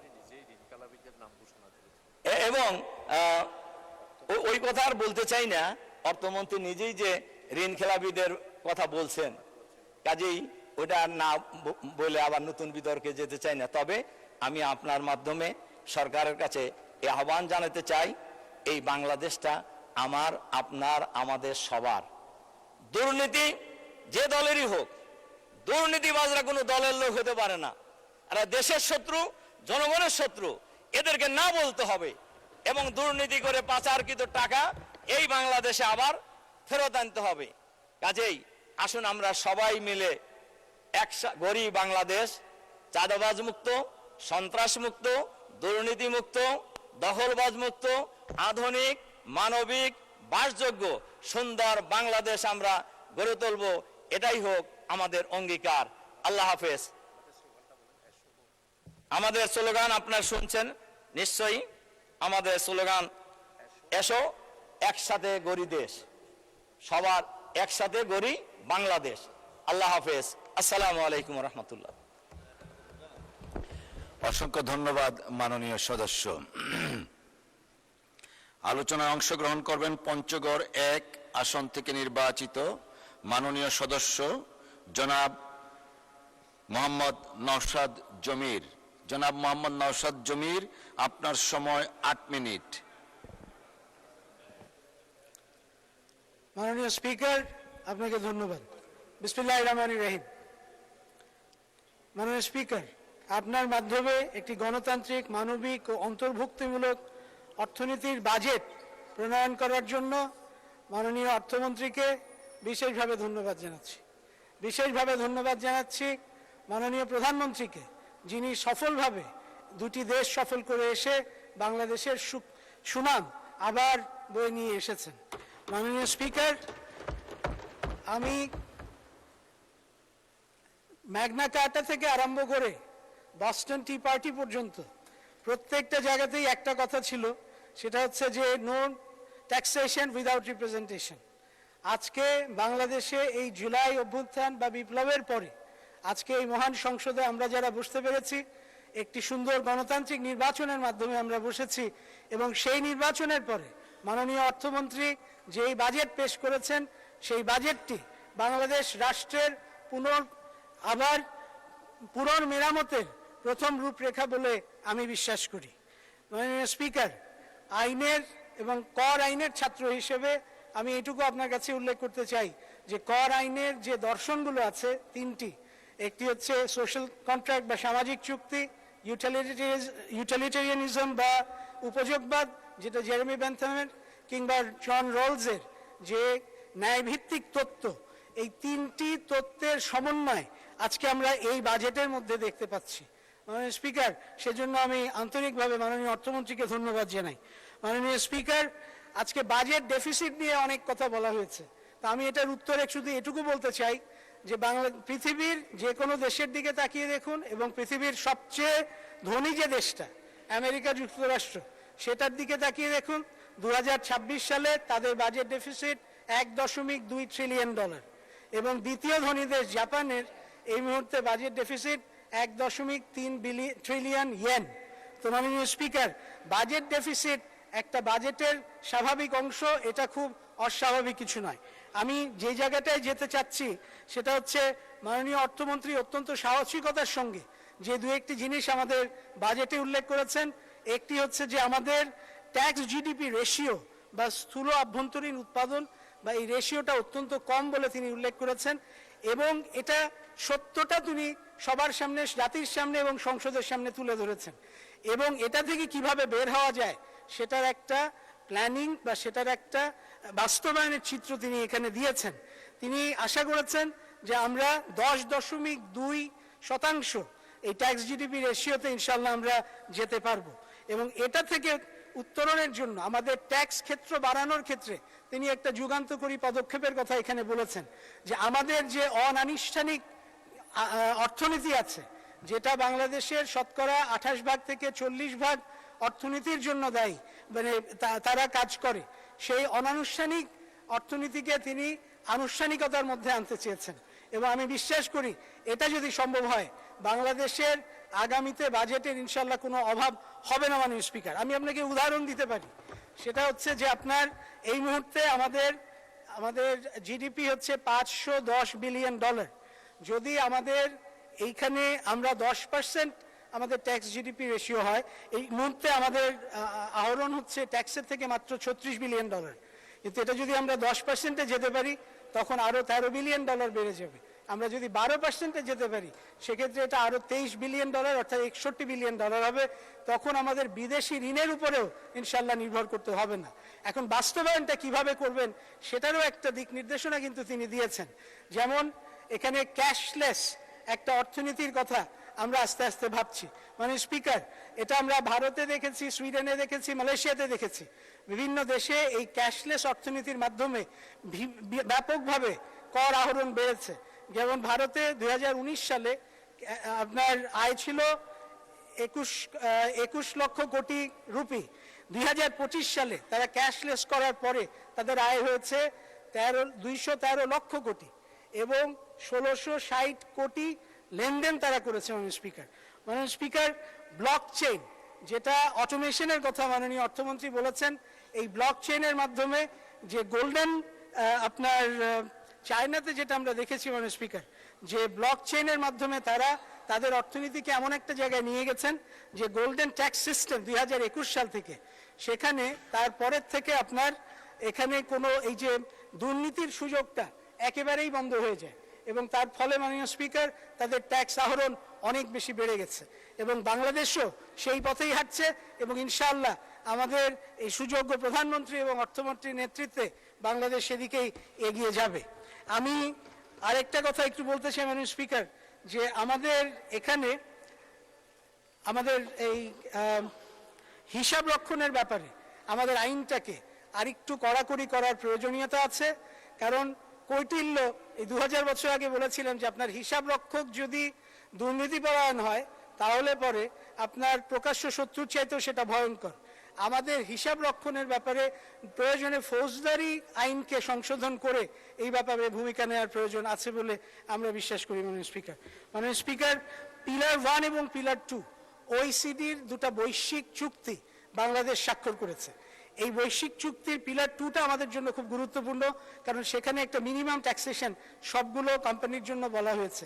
এর ফলে যেটা হচ্ছে মাননীয় স্পিকার, আমরা যেই ইনসেন্টিভগুলো বা যেই প্রণোদনাগুলো আমরা বিদেশি বড় বড় কোম্পানিগুলোকে দিতাম, যে ট্যাক্স হলিডে ইত্যাদি, সেইটা আপনার ক্ষতিগ্রস্ত হচ্ছে। আমরা এখন আমাদের মাননীয় অর্থমন্ত্রীর যেটা বলেছেন যে উদ্ভাবনী শক্তির মাধ্যমে তিনি কিছু অর্থনৈতিক নতুন দিগন্ত চালু করতে চান, তা আমার মনে হয় সেখানে ক্যাশ ক্রেডিট, ট্যাক্স ক্রেডিট কিংবা R&D সাপোর্ট, ট্রেনিং সাবসিডিজ, এগুলো যদি আমরা দিতে পারি ইনশাল্লাহ আমাদের এখানে এই দেশে অবশ্যই আমাদের সে বিদেশি বিনিয়োগ যথেষ্টভাবে আসবে। সর্বশেষে আর দুটো কথা বলছি মাননীয় স্পিকার, আমি ইসলামিক ডেভেলপমেন্ট ব্যাংকের আইনজীবী ছিলাম। ইসলামিক ফাইন্যান্সের উপরে আমার বিশ্বাস অনেক বেশি। আমি বিশ্বাস করি আমাদের অর্থমন্ত্রী এটা $4 ট্রিলিয়ন বাণিজ্য এই ইসলামিক ফাইন্যান্সের মাধ্যমে হয়। কাজে এটার ব্যাপারে যদি আমরা একটু যদি মনোযোগী হই, 1981 সালে শহীদ প্রেসিডেন্ট জিয়াউর রহমান মক্কা কনফারেন্সে এই ইসলামিক ব্যাংকিংয়ের ব্যাপারে যথেষ্ট উৎসাহ দিয়েছিলেন এবং তার ফলশ্রুতিতেই বাংলাদেশে ইসলামী ব্যাংকিং হয়েছিল। কাজে আমি বিশ্বাস করি মাননীয় স্পিকার যে এটার মাধ্যমে আমাদের একটা সামনের দিকে এগিয়ে যাওয়া সম্ভব। মাননীয় স্পিকার, আর দুটি কথা বলে শেষ করতে চাই ইনশাআল্লাহ। একটি হচ্ছে যে সামাজিক সুরক্ষা, বাংলাদেশ কল্যাণমূলক রাষ্ট্রের দিকে এগিয়ে যাচ্ছে, এটা এই বাজেট দেখলেই বোঝা যায় এবং এটা এই বাজেটে যে বিভিন্ন কার্ড আমাদের সরকার দিচ্ছে মানুষকে, সেটা মানুষকে একটা কল্যাণমূলক রাষ্ট্রের দিকে নিয়ে যাবে। অঞ্চল ভিত্তিক সুষম উন্নয়ন, এটা এই ট্যাক্সের একটা বিশাল বড় ব্যাপার। মাননীয় স্পিকার, আমার পঞ্চগড়ের অত্যন্ত হতদরিদ্র মানুষজন এটার মাধ্যমে উপকৃত হবে। এই আমাদের বাজেটে আরো অনেক কিছু ছিল, ডিরেগুলেশন, প্রোগ্রেসিভ ট্যাক্স, সেগুলো নিয়ে বন্ডেড ওয়্যারহাউস যেটা এখন সবার জন্য দেয়া হয়েছে। এর চেয়ে বেশি আর বলতে পারছি না মাননীয় স্পিকার, ভবিষ্যতে আবার বলবো ইনশাল্লাহ। আপনাকে অনেক অনেক অনেক ধন্যবাদ। আপনাকে অসংখ্য ধন্যবাদ মাননীয় সদস্য। আলোচনায় অংশগ্রহণ করবেন লালমনিরহাট 1 আসন থেকে নির্বাচিত মাননীয় সদস্য জনাব মোহাম্মদ হাসান রাজীব প্রধান। জনাব মোহাম্মদ হাসান রাজীব প্রধান, আপনার সময় 6 মিনিট। ধন্যবাদ আপনাকে। বিসমিল্লাহির রহমানির রাহিম। 2026-2027 অর্থ বছরে জাতীয় বাজেটের উপর আলোচনায় অংশগ্রহণের সুযোগ দানের জন্য মাননীয় স্পিকার আপনাকে অসংখ্য ধন্যবাদ। মাননীয় স্পিকার, আমার বক্তব্যের শুরুতেই আমি ধন্যবাদ জানাতে চাই আমাদের সংসদ নেতা মাননীয় প্রধানমন্ত্রী, ওনাকে অভিনন্দন জানাতে চাই। সাম্প্রতিককাল মালয়েশিয়া এবং চায়না সফর করে উনি একটি সাকসেসফুল সফর করে এসেছেন মাননীয় স্পিকার। এই সফর শুধু বাংলাদেশের কূটনৈতিক অবস্থানকেই দৃঢ় করেনি, এই সফরের মাধ্যমে আমি বিশ্বাস করি এই বাংলাদেশের অর্থনীতিতে নতুন গতি সঞ্চার হবে, দেশি বিদেশি বিনিয়োগ বাড়বে এবং বিনিয়োগ আকৃষ্ট করবে নতুন কর্মসংস্থানের সৃষ্টি। মাননীয় স্পিকার, আমি আমাদের মাননীয় অর্থমন্ত্রীকে আন্তরিক অভিনন্দন জানাই। তিনি বাংলাদেশের ইতিহাসে সর্ববৃহৎ বাজেট এই সংসদে উপস্থাপন করেছেন। কেউ কেউ হয়তো এই বাজেটের আকার আকৃতি নিয়ে কথা বলছে, কিন্তু আমাদের মনে রাখতে হবে মাননীয় স্পিকার, বাংলাদেশ এই 10-15 বছর আগের বাংলাদেশের অর্থনীতি এখন বাংলাদেশে নাই। আমাদের অর্থনীতির পরিধি বেড়েছে জনগণের প্রত্যাশা এবং উন্নয়নের চাহিদা এবং রাষ্ট্রের দায়িত্ব। তাই এই বাজেটের আকার বড় হওয়াটাই খুবই স্বাভাবিক। মাননীয় স্পিকার, দীর্ঘদিন ধরে জনগণের করের অর্থ যা শিক্ষা, স্বাস্থ্য, কৃষি বা শিল্প বা কর্মসংস্থানের ক্ষেত্রে ব্যয় হয়নি, শুধু হয়েছে লুটপাট, দুর্নীতি এবং ক্ষমতার অপব্যবহারের মাধ্যমে অপচয় করা হয়েছে। মাননীয় স্পিকার, রাষ্ট্রের প্রতিষ্ঠানগুলোকে দুর্বল করা হয়েছে, অর্থনীতিকে রাজনৈতিক স্বার্থের কাছে জিম্মি করা হয়েছে। মাননীয় স্পিকার, আইনের শাসনের পরিবর্তে প্রতিষ্ঠিত হয়েছে দলীয় শাসন। মাননীয় স্পিকার, নবনির্বাচিত বিএনপি সরকারের প্রথম বাজেট এমন এক সময়ে প্রণীত হয়েছে যখন আমরা একটি অত্যন্ত কঠিন অর্থনৈতিক বাস্তবতা উত্তরাধিকার সূত্রে পেয়েছি। আমরা এমন একটি অর্থনীতি পেয়েছি যেখানে বিগত কয়েক বছর ধরে মূল্যস্ফীতি সাধারণ মানুষের জীবনকে দুর্বিষহ করে তুলেছে, অর্থনৈতিক প্রবৃদ্ধির গতি কমে গেছে। মাননীয় স্পিকার, বেসরকারি বিনিয়োগ একদম স্থবির হয়ে গিয়েছে। মাননীয় স্পিকার, এই বাজেটের সবচেয়ে অনুপ্রেরণাদায়ক দিক হলো এর অন্তর্নিহিত দর্শন। এটি কেবল আয় ব্যয়ের হিসাব না, এটি মানুষের বাজেট। গণতান্ত্রিক, মানবিক ও অন্তর্ভুক্তিমূলক অর্থনীতির পথে যাত্রা এই শিরোনামে স্পষ্ট করে দেয় যে সরকার অর্থনৈতিক পুনরুদ্ধারের পাশাপাশি মানব উন্নয়নকে সর্বোচ্চ গুরুত্ব প্রদান করেছে। এই কারণে আমি বিশেষভাবে আনন্দিত যে শিক্ষা ও স্বাস্থ্য খাতকে এবারের বাজেটে সর্বোচ্চ গুরুত্ব দেওয়া হয়েছে। বার্ষিক উন্নয়ন কর্মসূচিতে শিক্ষা খাতের বরাদ্দ উল্লেখযোগ্যভাবে বৃদ্ধি করা হয়েছে, তেমনি বরাদ্দ বৃদ্ধি করা হয়েছে স্বাস্থ্য খাতেও। এটি প্রমাণ করে যে বর্তমান সরকার উপলব্ধি করে মানব সম্পদ বিনিয়োগ একটি জাতির সবচেয়ে বড় বিনিয়োগ। মাননীয় স্পিকার, এই বাজেটের আরেকটি গুরুত্বপূর্ণ দিক হলো সামাজিক নিরাপত্তা কর্মসূচি। এতে ব্যাপকভাবে সম্প্রসারণ করা হয়েছে। গত অর্থ বছরের তুলনায় সামাজিক নিরাপত্তা খাতে বরাদ্দ অনেক বেশি বাড়িয়েছে।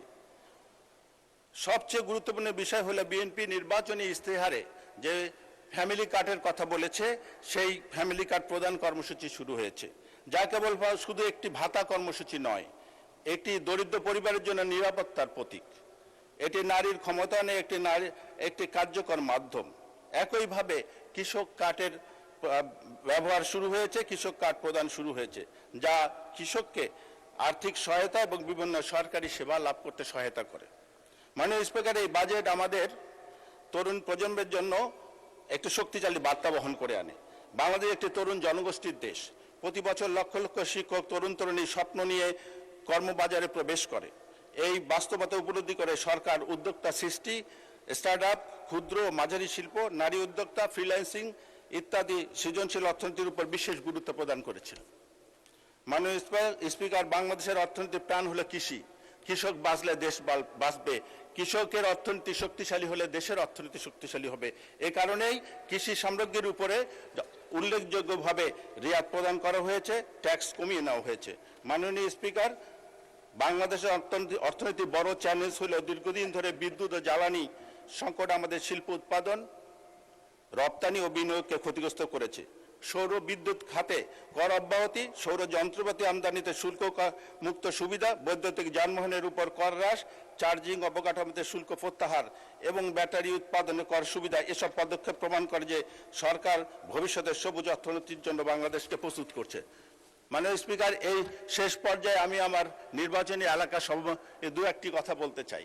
মাননীয় স্পিকার, দীর্ঘ 47 বছর পরে বাংলাদেশ জাতীয়তাবাদী দল লালমনিরহাট 1 আসনে বিএনপিকে মনোনীত করেছে। এই অঞ্চলের মানুষ অনেক প্রত্যাশা নিয়ে, আমি অনেক কমিটমেন্ট দিয়েছি, অনেক কিছু করার আশ্বাস দিয়েছে, মানুষ আমার উপর আস্থা রেখেছে। এখানে মাননীয় প্রধানমন্ত্রী উপস্থিত আছেন, অন্যান্য মন্ত্রীগণ উপস্থিত আছেন। আমাদের অঞ্চল একটা সম্ভাবনাময় অঞ্চল। এখানে কৃষিভিত্তিক শিল্প করা খুবই প্রয়োজনীয়, কারণ এখানে আমাদের অধিকাংশ কৃষক কৃষির উপরে নির্ভরশীল, অন্য কোনো কর্মসংস্থানের সুযোগ নাই। এছাড়াও আমাদের অসংখ্য ধন্যবাদ মাননীয় সদস্য। আলোচনায় অংশগ্রহণ করবেন পাবনা 2 আসন থেকে নির্বাচিত মাননীয় সদস্য জনাব AKM সেলিম রেজা হাবিব। জনাব সেলিম রেজা হাবিব, আপনার সময় 6 মিনিট। ধন্যবাদ আপনাকে। মাননীয় স্পিকার, আপনাকে ধন্যবাদ।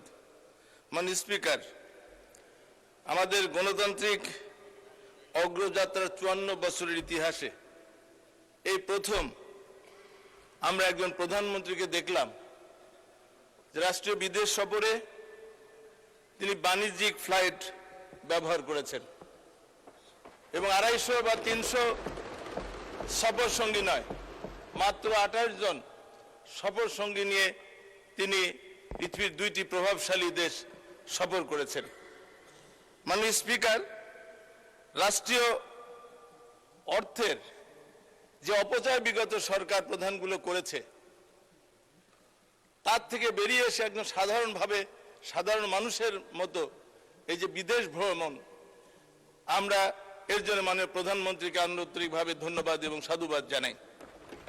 সেই সাথে সাথে আরেকটি রাজনীতিকে তিনি ভেঙে ফেলেছেন, সেটি হচ্ছে আমরা বিগত স্বৈরাচার আমলে সরকার প্রধানদের দেখেছি বিদেশ সফরে যাওয়ার আগে এবং ফিরে আসার সময় বিমানবন্দরে লক্ষাধিক লোক সমাগম করে সারা ঢাকা শহরকে অচল করে দেওয়া হয়েছে।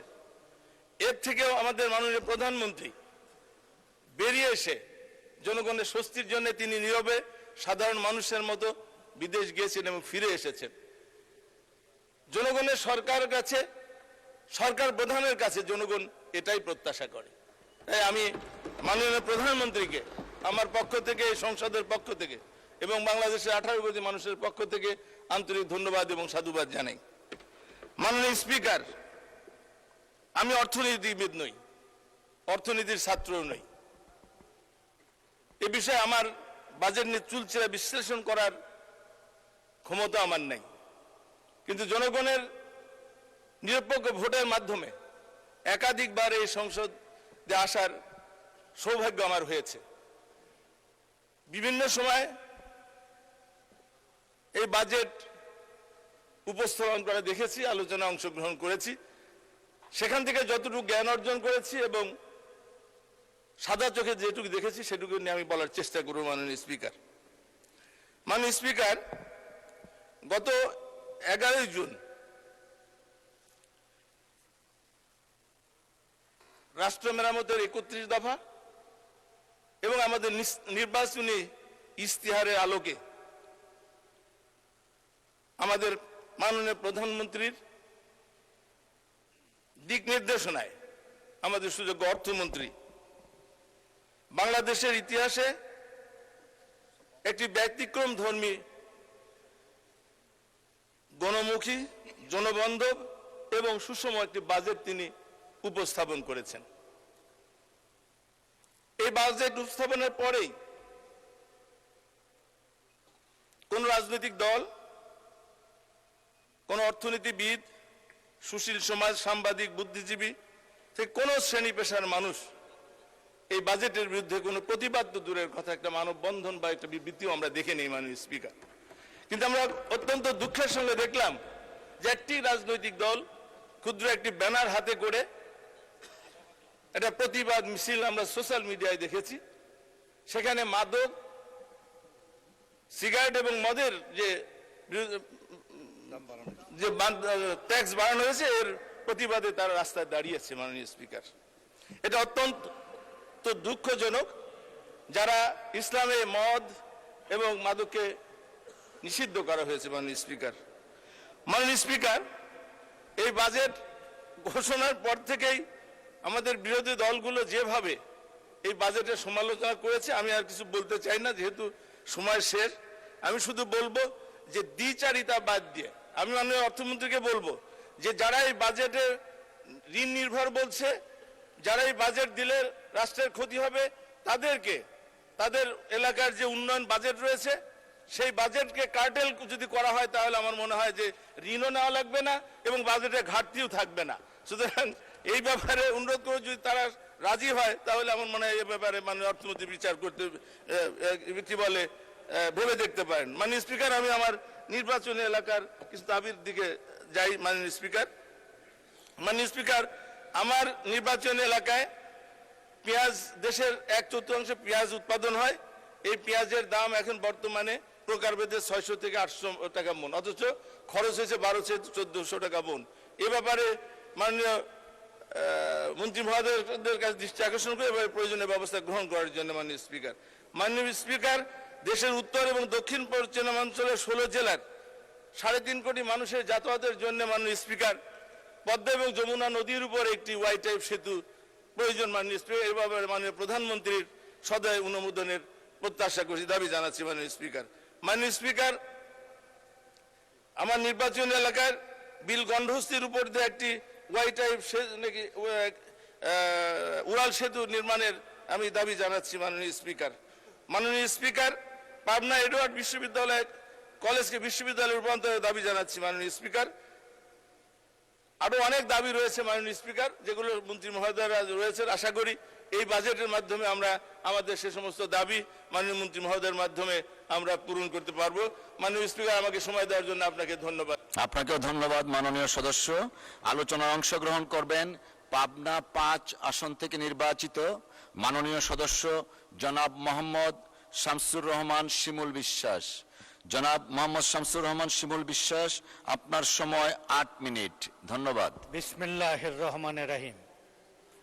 মাননীয় স্পিকার, আপনাকে ধন্যবাদ। দীর্ঘ নির্বাচন শেষে বাংলাদেশের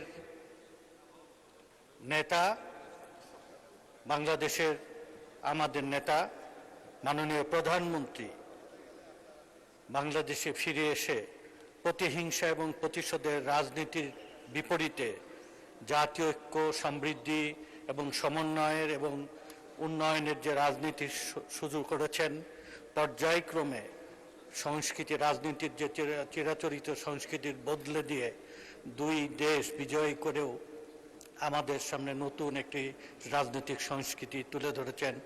আপনার মাধ্যমে মাননীয় প্রধানমন্ত্রীকে ধন্যবাদ জ্ঞাপন করছি। মাননীয় প্রধানমন্ত্রীর দিক নির্দেশনায় গণতান্ত্রিক, মানবিক, অন্তর্ভুক্তমূলক অর্থনীতির অভিযাত্রা প্রতিপাদ্যকে সামনে রেখে জাতীয় বাজেট উপস্থাপন করায় মাননীয় অর্থমন্ত্রীকে ধন্যবাদ জ্ঞাপন করছি। আমি বিশ্বাস করি এই বাজেট দেশের অর্থনৈতিক অগ্রযাত্রা, জনকল্যাণ, টেকসই উন্নয়নের একটি গুরুত্বপূর্ণ পথ নির্দেশ হিসাবে বিবেচিত হবে ইনশাআল্লাহ। প্রস্তাবিত বাজেট আলোচনায় প্রথমে আমি গভীর শ্রদ্ধার সাথে স্মরণ করছি মহান মুক্তিযুদ্ধের বীর শহীদদের। শ্রদ্ধার সাথে স্মরণ করছি স্বাধীনতার ঘোষক, বহুদলীয় গণতন্ত্রের পুনঃপ্রবর্তক, স্বাধীনতা পরবর্তী বাংলাদেশের অর্থনৈতিক পুনর্গঠনের রূপকার শহীদ রাষ্ট্রপতি জিয়া রহমানকে। বিনম্র শ্রদ্ধার সাথে স্মরণ করছি স্বৈরাচার বিরোধী আন্দোলনের আপসীন নেত্রী, রাজনৈতিক প্রজ্ঞা, জাতীয় ঐক্য, নারী শিক্ষার অগ্রদূত, 3 বারের সফল প্রধানমন্ত্রী, দেশবাসীর ভালোবাসা, ভক্তি ও শ্রদ্ধায় সিক্ত সবচেয়ে বাংলাদেশের জনপ্রিয় নেত্রী মরহুমা দেশনেত্রী বেগম খালেদা জিয়াকে। একই সঙ্গে 111 পরবর্তী দীর্ঘ 2 দশকের ফ্যাসিবাদ বিরোধী গণতান্ত্রিক আন্দোলন, 90-এর ছাত্র গণ আন্দোলন এবং জুলাই গণ অভ্যুত্থানে আত্মবলিদানকারী সকল শহীদ, আহত ছাত্র, শ্রমিক জনতার প্রতি গভীর শ্রদ্ধা জ্ঞাপন করছি। আমি কৃতজ্ঞতা জানাই মাননীয় চেয়ারম্যান, জাতীয় সংসদ নেতা মাননীয় প্রধানমন্ত্রী তারেক রহমানকে তার আস্থা এবং ভালোবাসায় এই প্রতিনিধিত্ব করার সুযোগ পেয়েছি। একই সাথে তার প্রতি কৃতজ্ঞতা জ্ঞাপন করছি এলাকার জনগণ যারা আমাকে নির্বাচিত করে কথা বলার সুযোগ দিয়েছেন, তাদের প্রতি আমি কৃতজ্ঞতা জ্ঞাপন করছি। প্রস্তাবিত বাজেট দেশের কল্যাণ এবং নির্বাচনী প্রতিশ্রুতি বাস্তবায়নের একটি গুরুত্বপূর্ণ দলিল হিসেবে বিবেচিত হয়েছে। সামাজিক সুরক্ষা, কর্মসংস্থান সৃষ্টি, বিনিয়োগ সম্প্রসারণে গৃহীত উদ্যোগসমূহ এ বাজেটে জনকল্যাণমুখী, ভবিষ্যৎমুখী দৃষ্টিভঙ্গির প্রতিফলন। মাননীয় স্পিকার, আমার বক্তব্যে জাতীয় এবং আমার এলাকার 2টি বিষয় আলোকপাত করতে চাই।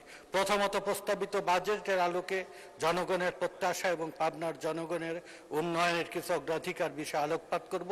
দ্বিতীয়ত, বাংলাদেশ জাতীয়তাবাদী শ্রমিক দলের প্রধান সমন্বয়কারী হিসাবে শ্রমজীবী মানুষের সঙ্গে সম্পৃক্ত থাকার অভিজ্ঞতা থেকে গণতান্ত্রিক আন্দোলন, জুলাই গণ অভ্যুত্থানে আত্মত্যাগী শ্রমজীবী মানুষের প্রতি শ্রদ্ধা জানিয়ে তাদের কয়েকটি প্রস্তাব আমি উত্থাপন করব। সামগ্রিক বাজেট প্রস্তাবনার আলোকে পাবনার জনগণের পক্ষে কয়েকটি দাবি আমি তুলে ধরতে চাই। পাবনা পৌরসভার বয়স প্রায় 2 বছর। এখানে সুযোগ সুবিধা বঞ্চিত এই উন্নয়নের জন্য প্যাকেজ দাবি করছি।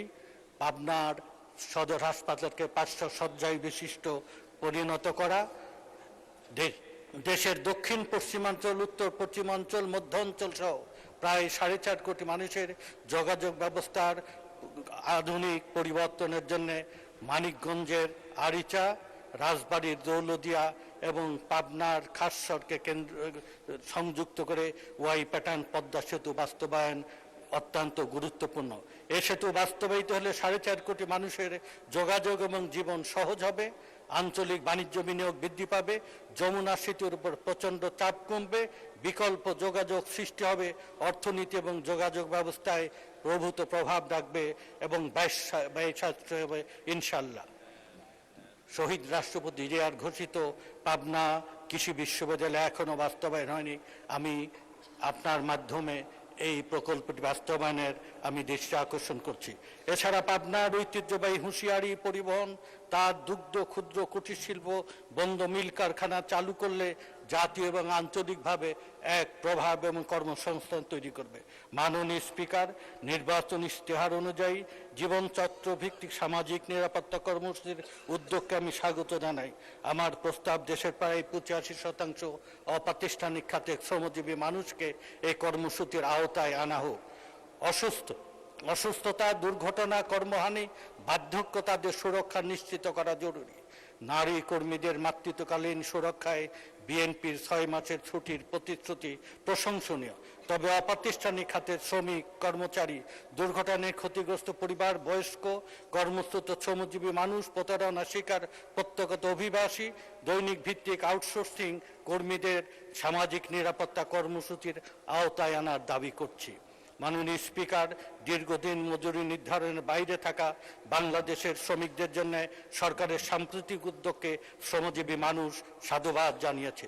আমি প্রস্তাব করছি দ্রব্যমূল্য মুদ্রাস্ফীতির সঙ্গে সামঞ্জস্য রেখে একটি জাতীয় ন্যূনতম মজুরি কাঠামো প্রণয়ন এবং তা প্রণয়নের হালনাগাদ এবং প্রয়োজনীয় নীতিমালা গ্রহণ করা হোক। বাংলাদেশের শ্রমবাজারে একটি বড় সংকট হল আউটসোর্সিং, দৈনিক ভিত্তিক অস্থায়ী নিয়োগ ব্যবস্থা। সরকারি স্বায়ত্তশাসিত প্রতিষ্ঠান সহ বিভিন্ন খাতে এর ফলে লাখ লাখ তরুণ তরুণী চাকরির অনিশ্চয়তা এবং শোষণের শিকার হচ্ছে। স্থায়ী প্রয়োজন থাকা সত্ত্বেও তথাকথিত এজেন্টের মাধ্যমে নিয়োগ অব্যাহত রয়েছে, অথচ এ খাতে নিয়মিতকরণ বাজেটের নতুন কোনো অতিরিক্ত বরাদ্দের প্রয়োজন হবে না। তাই আউটসোর্সিং, দৈনিক ভিত্তিক অস্থায়ী শ্রমিকদের দ্রুত স্থায়ী এবং ন্যায্য কাঠামোর আয়ত্তে আনার দাবি করছি। শিল্প, বন্দর, কলকারখানা এবং জনগোষ্ঠী শিক্ষা, স্বাস্থ্য সেবা, সুরক্ষা অধিক বরাদ্দ দাবি করছি। মাননীয় স্পিকার, ক্ষুধা এবং দারিদ্রতা হ্রাস, কর্মসংস্থান আজ দেশের অন্যতম প্রধান চ্যালেঞ্জ এবং বিএনপি নির্বাচনী প্রতিশ্রুতির একটি গুরুত্বপূর্ণ অগ্রাধিকার। এই লক্ষ্য বাস্তবায়নে মানব সম্পদ উন্নয়ন অপরিহার্য। পরিসংখ্যান ব্যুরোর জরিপে দেখা গেছে লাখ লাখ শিক্ষিত তরুণ তরুণী বেকার রয়েছেন। একদিকে অটোমেশন, কৃত্রিম বুদ্ধিমত্তার বিস্তার বিপুল সংখ্যক শ্রমিক চাকরি হারানোর ঝুঁকিতে পড়েছে। এর প্রধান অভিঘাত বহন করবে বাংলাদেশের নারী শ্রমিক এবং অদক্ষ জনশক্তি। দক্ষতা উন্নয়ন কর্মসংস্থানের জন্য শ্রম কর্মসংস্থান মন্ত্রণালয়কে অধিক বরাদ্দের আমি প্রস্তাব করছি। মাননীয় স্পিকার, বাংলাদেশের গৌরব এবং উজ্জ্বলের দিক উল্লেখ, এই ভূখণ্ড পঞ্চদশ দশকে একটি অন্যতম সমৃদ্ধ অঞ্চল ছিল। বাংলার কৃষি, মসলিন, রেশম, জাহাজ শিল্প, সমুদ্র বন্দর দিয়ে এক প্রসিদ্ধি লাভ করেছিল। দুর্ভাগ্যবশত এই জনপদে বারবার বহিঃশক্তির আক্রমণের ফলে এই দেশটা লুণ্ঠিত হয়ে আমাদের সৌভাগ্য আজকে হাতছাড়া হয়ে গেছে। ইংরেজ কোম্পানির লুণ্ঠনের সময় ৭৬ এবং ৫০-এর মনন্তরে প্রায় ১/৩ মানুষ মৃত্যুবরণ করে। এদেশের অসংখ্য ধন্যবাদ মাননীয় সদস্য। আলোচনায় অংশগ্রহণ করবেন ভোলা ১ আসন থেকে নির্বাচিত মাননীয় সদস্য জনাব আন্দালিব রহমান। জনাব আন্দালিব রহমান, আপনার সময় 15 মিনিট। ধন্যবাদ। ধন্যবাদ মাননীয় স্পিকার। বিসমিল্লাহির রহমানির রহিম। সবাইকে আসসালামু আলাইকুম। প্রথমেই মাননীয় স্পিকার, আপনার মাধ্যমে আমি মাননীয় প্রধানমন্ত্রীকে অভিনন্দন এবং শুভেচ্ছা জানাই বাংলাদেশের এই সম্মান বয়ে আনার জন্য। I am sure by time আমরা জানতে পারবো পার্লামেন্টে কি কি চুক্তি হলো বা কি কি আলাপ হলো, এবং বিস্তারিতভাবে আমরা দেশবাসীও জানতে পারবে যে কি প্রোগ্রেস হলো এই দুই দেশে। মাননীয় স্পিকার, বাজেট নিয়ে তো অনেক কথা হলো, অনেক ফ্যাক্টস ফিগার্স নিয়ে কথা হলো, অনেক আর্গুমেন্ট হলো, স্পেকুলেশন হলো, ঠিক হবে কোনটা বাস্তবে হবে। আমি কিছু স্পেসিফিক ব্যাপারে যেতে চাই মাননীয় স্পিকার। আমি বাজেটে লক্ষ্য করলাম প্রায় 41 লক্ষ ফ্যামিলি কার্ড, কৃষক কার্ড, ডে কেয়ার, ফিজিক্যালি চ্যালেঞ্জদের জন্য ইকুইপমেন্ট আনার ট্যাক্স মওকুফ, স্টার্টআপ সাপোর্ট, মশলা দাম কমানো, চিকিৎসা খাত বিশেষ করে ক্যান্সার, হার্ট, চোখের ব্যাপার, ওষুধ শিল্পকে কমিয়ে আনা। আই ওয়াজ ওয়ান্ডারিং যে এই বাজেটটা যখন মাননীয় অর্থমন্ত্রী লিখেছেন, তার সাথে অবশ্যই মাননীয় প্রধানমন্ত্রীর অ্যাডভাইস ছিল এবং যারা যারা ছিলেন তাদের মাইন্ডসেটটা কি ছিল। মাননীয় স্পিকার, আমি মাইন্ডসেটটা দেখতে পেয়েছি for the people, welfare of the state. আমি এই বাজেটের মধ্যে একটা মেসেজ দেখেছি, that we care and people matter. Now this is the difference between a dictator, একটা স্বৈরাচার, আর একটা জনগণের সঙ্গে। This is very important. This is very important এই কারণ আমাদের প্রিয় নবী হযরত মুহাম্মদ সাল্লাল্লাহু আলাইহি ওয়াসাল্লাম যখন মদিনা স্টেট করেন, মানে এর উপরে তো সিভিলাইজেশন হয় না, তার সবচেয়ে বড় পিলার দুইটা ছিল, একটা ছিল জাস্টিস আর একটা ছিল হিউম্যানিটি। সেই হিউম্যানিটির মধ্যে রুল অফ ল ছিল। অবশ্যই আলহামদুলিল্লাহ অত বড় নেতা, পৃথিবীর সবচেয়ে বিশ্ব মহামানব উনি, ওনার মতো রুল অফ ল তার পৃথিবীর কোনো দেশে আসবে না, সেখানে অবশ্যই আমাদের ঘাটতি আছে। কিন্তু এই যে ইন্টেনশনটা, এই যে জাস্টিসের ইন্টেনশন, এতিমদের জন্য, মহিলাদের জন্য, ডিস্ট্রেসড মানুষের জন্য, ফিজিক্যালি চ্যালেঞ্জ মানুষের জন্য, এই যে চিন্তাটা, ইনশাল্লাহ আল্লাহ জানি আমাদের এখানে এই বরকতটা নিয়ে আসে। আমি এটাই চিন্তা করি, আমি এটাকেই রেসপেক্ট করি। মাননীয় স্পিকার, এই জিনিসটা অনেক বেশি ইম্পর্টেন্ট, কারণ আপনার যখন এই গুড ইন্টেনশন থাকে, যেমন সেই সময় মদিনা স্টেট, তারপর 700 ইয়ার্স সারা পৃথিবী রুল করেছেন, এবং যেইভাবে মেরিটোক্রেসি উপরে চলে আসছে, সেই সময় পৃথিবীর সবচেয়ে বড় বড় সায়েন্টিস্ট আমাদের মুসলিম বিশ্ব থেকে আসছিল। এবার আমরা এই বাজেটে এরকম প্রভিশনও আমাদের রাখা উচিত, যাতে মেরিটোক্রেসি অটোমেটিক উপরে আসতে পারে। আজকে বাংলাদেশে একটা ছোট্ট এক্সাম্পল দেই, মেবি ট্রিভিয়াল, কিন্তু আজকে যারা ইয়াং জেনারেশন বা আপনারা যারা ক্রিকেট খেলা দেখেন, দেখবেন একটা নতুন ছেলে আসছে নাহিদ রানা নামে। এই ছেলেটা আজকে পৃথিবীর সবচেয়ে ফাস্টেস্ট বোলার। তাকে আমরা সেইখান থেকে নিয়ে আসতে পারছি বিকজ অফকোর্স আমাদের ওই সিস্টেমে একটা মেরিটোক্রেসি ছিল। আই এম শিওর বাংলাদেশের কোনায় কোনায় এরকম হাজার হাজার বিভিন্ন সেক্টরের নাহিদ রানা আছে যাদেরকে আমাদের নিয়ে আসতে হবে। মানে স্পিকার, আরেকটা ব্যাপার, যেহেতু আমি মদিনা সনদের বা মদিনা স্টেটের কথা বলেছি, সেখান থেকে আরেকটা ব্যাপার আমি বলতে চাই, সেটা হলো আমাদের এত বড় একটা ইকোনমি। একবার জামাতের আমার অপোজিশনের একজন লিডার কারেক্টলি বলেছিলেন, আমি যদি উনি ভেঙে বলেননি, জাকাতের কথা। জাকাত is the pillar of the Islamic economy এবং জাকাত ইজ দ্য ইন্টিগ্রাল পার্ট। জাকাত গিভস প্রোটেকশন। আমরা বাংলাদেশে জাকাতটা একটা হিডেন ইকোনমি, আমরা কেউ বলতে পারি না কত টাকা জাকাত দেয়া হয়। হ্যাঁ, সরকারের আছে জাকাত নেওয়ার একটা ওয়ে আছে, বাট সেটা খুব মিনিমাল। আমি মনে করি বাংলাদেশে মাননীয় স্পিকার একটা ডাটাবেস থাকা উচিত, প্রত্যেকটা নির্বাচনী আসনে কারা জাকাত নিতে পারে সেই নামগুলি একটা ডাটাবেসে রাখা উচিত, যাতে করে আমরা যেই জাকাত দিতে চাই, ইভেন কি প্রবাসীরাও যদি জাকাত দিতে চায়, তাহলে ওই ডেটাবেস অনুসারে তারা ওই জাকাতটা পৌঁছে দিতে পারে। সো বেশি হলে কত হবে, 50 লাখ 60 লাখ মানুষ আছে প্রত্যেকটা কনস্টিটুয়েন্সিতে, যদি 20,000 করে আমরা ধরি। কিন্তু এতে কি হবে, উই মাস্ট প্রমোট দ্য জাকাত। যেমন আগেই বললাম, জাকাত আমাদের ইকোনমির অনেক বড় ব্যাপার এবং নিশ্চয়ই মানুষ জাকাত দেয়। জাকাতের বাদও দেখেন এত মসজিদ মাদ্রাসা যে হয়, নিশ্চয়ই মুসলমানরা দান করে, তাই তো হয়। মানুষ জাকাত দিতে চায় কিন্তু পারে না। আপনি নর্মাল ওয়েবসাইট দেখেন না মানুষ speaker, what website sells? It doesn't sell product, it sells convenience. আজকে যদি এরকম ওয়েবসাইট আমাদের থাকে, যেখান থেকে বা অ্যাপ থাকে, যেখান থেকে তাদের কাছে কার্ড থাকে, তাদেরকে আইডেন্টিফাই করতে পারি, অনেক প্রবাসী মানুষ আছে। আমি সব মাননীয় প্রধানমন্ত্রী ইংল্যান্ডে ছিলেন, দেখবেন আমরা ইংল্যান্ডে আপনার টিভিতে দেখতাম 1 ঘন্টার মধ্যে বাংলা চ্যানেলে সিলেটে কোন একটা মসজিদে হাজার হাজার পাউন্ড তারা বের করে ফেলতো। ওয়াই? Because of accessibility. আমার মনে হয় যারা জাকাত প্রাপ্য তাদেরকে আমাদের এই সুযোগ করে দেওয়া উচিত, যাতে জাকাতটা আরো অনেক পপুলার হয়। অ্যাট দ্য সেম টাইম আমি প্রপোজ করব যে একটা জাকাত টেলিভিশন যাতে আমরা ইন্ট্রোডিউস করতে পারি, যাতে বাংলাদেশে যারা জাকাত নিতে পারে, যারা প্রাপ্য, তাদেরকে আমরা জাকাত যারা দিতে পারে সেই জনগোষ্ঠীর কাছে পৌঁছে দিতে পারি। এখন out of sight out of mind, অনেকে ইচ্ছা করলেও দিতে পারে না। জাকাতের সাথে আরেকটা কথা আমার একজন মাননীয় সংসদ সদস্য বলে গেলেন, রিবা বা সুদের কথা।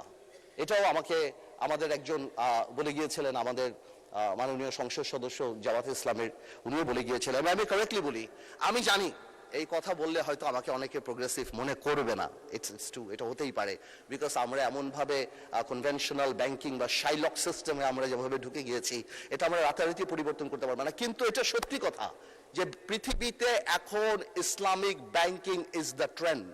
আপনি ইংল্যান্ডে যান, এটা সত্যি কথা, আপনি ইংল্যান্ডে যান, আপনি Al Rajhi bank, Maybank, Ahli bank, gate house, Islamic bank of Malaysia, এবং মাননীয় প্রধানমন্ত্রী যখন মালয়েশিয়াতে ছিল, সেখানেও আমি বিবিসি একটা নিউজ দেখেছি about Islamic economy and Islamic শিল্প।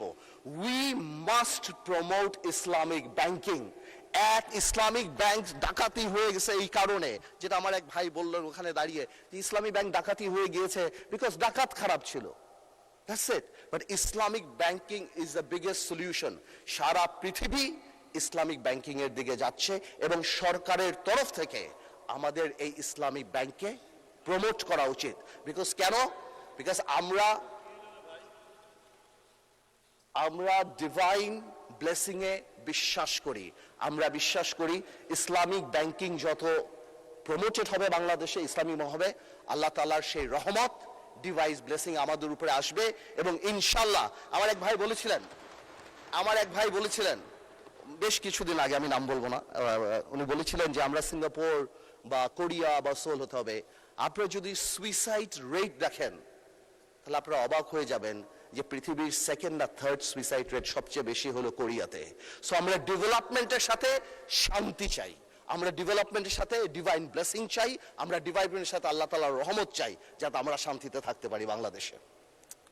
মাননীয় স্পিকার, একটা কথা তো রাইটলি চলে আসে, যেই কথাটা বারবার বলে স্পেশালি আমাদের অপোজিশন থেকে বলা হয় বাজেট নিয়ে যে এই বাজেটকে আমরা রিকভার করতে পারবো কি পারবো না, বা আমরা কি যেই পরিমাণ অর্থ আমাদের recover, because NBR doesn't have a good track record. এটা একদম দিবালোকের মতো সত্য। আমার দাঁড়িয়ে বললে তো হবে না যে না আমরা এটা করতে পারবো, এনবিআর ট্র্যাক রেকর্ড ভালো না, কিন্তু এটা মানতে হবে এনবিআর এর ট্র্যাক রেকর্ড কবে ভালো না?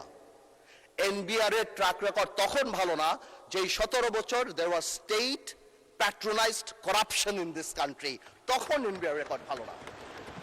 যখন এই বাংলাদেশে বাজেটই করা হতো সেই দরবেশ লোটাস কামালের একটা গ্রুপ মিলে যাদের কাজই ছিল কিভাবে আমরা বাংলাদেশকে লুট করব, এবং যেহেতু তাদের লুটের প্রসেসটা যাতে খুব সিম্পল হয়, যে পাইপলাইনটা এনবিআর এর ডিরেক্টর থেকে আরম্ভ করে যে প্রসেসটা তারা সবাইকে করাপ্টেড করত, আর জনগণকে কি দেখানো হতো? জনগণের দেখা হতো পদ্মা সেতু, 20,000 কোটি টাকার সেতু যেটা 40,000 কোটি টাকা দিয়ে বানিয়ে একটা সিম্বল অফ অ্যারোগেন্স। ঠিক যেমন মমতাজ আর তাজমহল অনেকে বলে সিম্বল অফ লাভ, আমিও সেটাকে বলতাম শাহজাহান সাহেবের সিম্বল অফ অ্যারোগেন্স, যে কারণে সেই সময় সব ধ্বংস মানুষের হাত কেটে দেওয়া হতো, কিন্তু উনি ওটা নিয়ে ব্যস্ত ছিল।